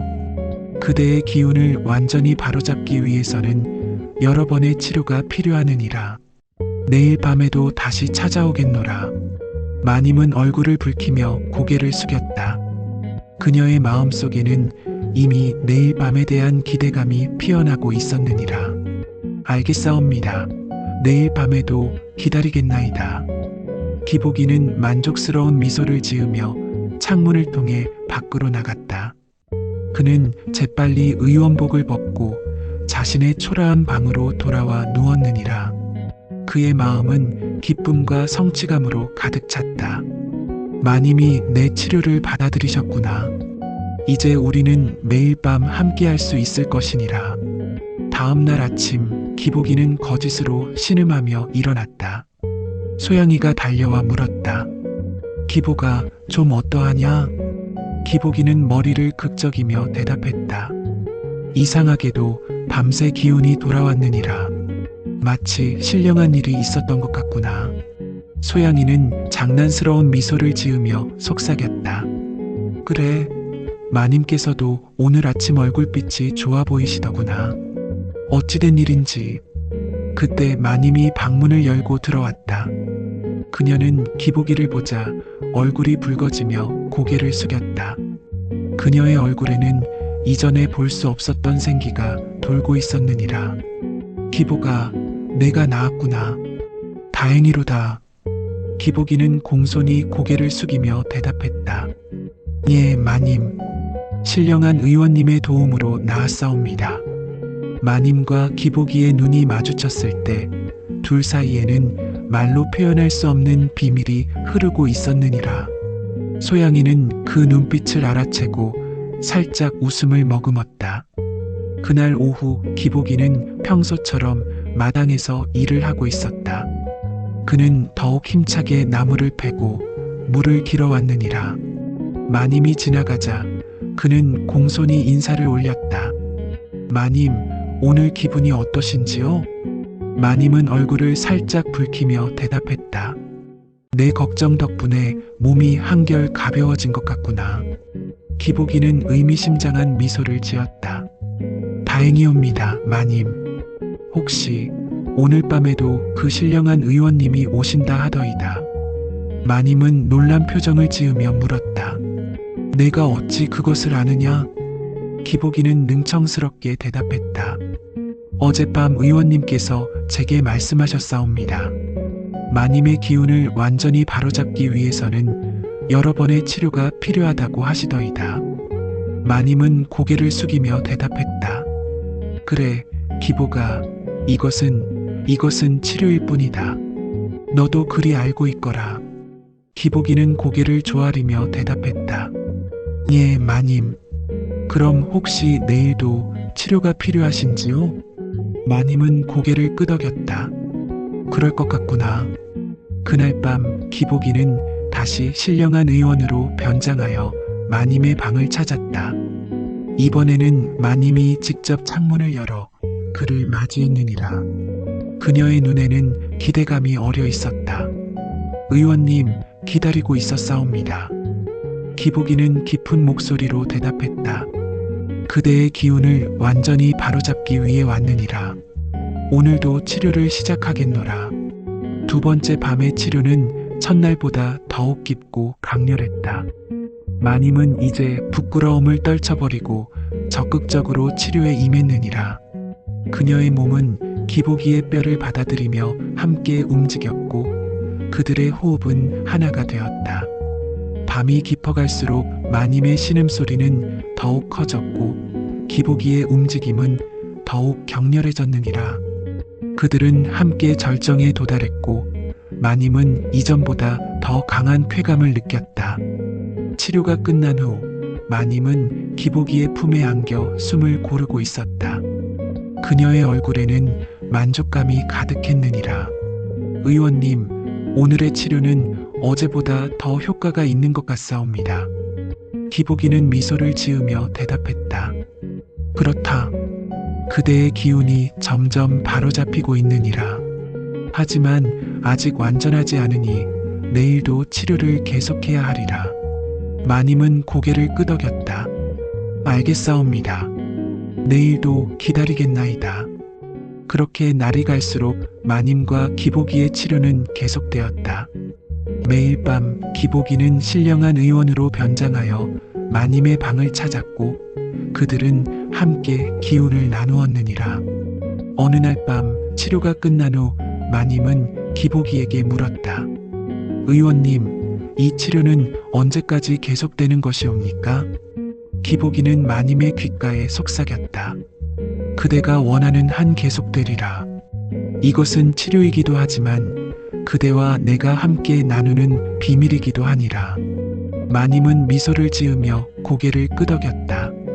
그렇다면 오래도록 치료를 받고 싶사옵니다. 그렇게 마님과 기복이는 서로의 존재가 필요함을 알게 되었다. 마님은 양반가의 교수로서의 체면과 여인으로서의 본능 사이에서 갈등했지만 결국 그녀는 자신의 마음을 따르기로 했느니라. 그러던 어느 날 마님은 기복이에게 진실을 물었다. 의원님, 혹시 당신은?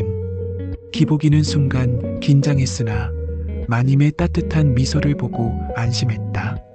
그렇다. 나는 기복이니라. 마님을 위해 이런 꾀를 냈사옵니다. 마님은 한참을 침묵하다가 말했다. 나도 알고 있었다. 하지만 이렇게 치료받는 것이 좋았기에. 기복이는 놀라 마님의 얼굴을 바라보았다. 그럼 마님께서는 언제부터? 마님은 웃으며 대답했다. 처음부터 알고 있었다. 하지만 나의 외로움과 내 사랑을 받아들이고 싶었기에 모른 척 했느니라. 기복이는 마님을 품에 안았다. 마님, 이제 우리는 어찌해야 할까요? 마님은 부드럽게 대답했다. 낮에는 마님과 머슴으로, 밤에는 남녀로 살아가는 것이 어떠하겠느냐? 기복이는 기쁨에 찬 목소리로 대답했다. 그 어떤 것도 마님의 뜻대로 따르겠사옵니다. 세월이 흘러 마님은 다시 혼인하지 않고 기복이와의 은밀한 관계를 유지했다. 낮에는 마님과 머슴으로, 밤에는 연인으로 지내며 그들은 서로의 외로움을 달래주었느니라. 마을 사람들은 젊은 과부가 재혼하지 않고 머슴 하나만 데리고 사는 것을 이상하게 여겼으나 마님과 기복이는 자신들만의 비밀을 간직한 채 행복하게 지냈다고 하더라. 세월이 흘러 기복이는 부지런히 일하여 마님의 집안을 다시 일으켰고 마님은 그의 헌신에 보답하기 위해 비밀리에 그를 양자로 드리는 서류를 작성했느니라. 비록 세상에는 주인과 머슴으로 살았으나 그들의 사랑은 깊어만 갔다.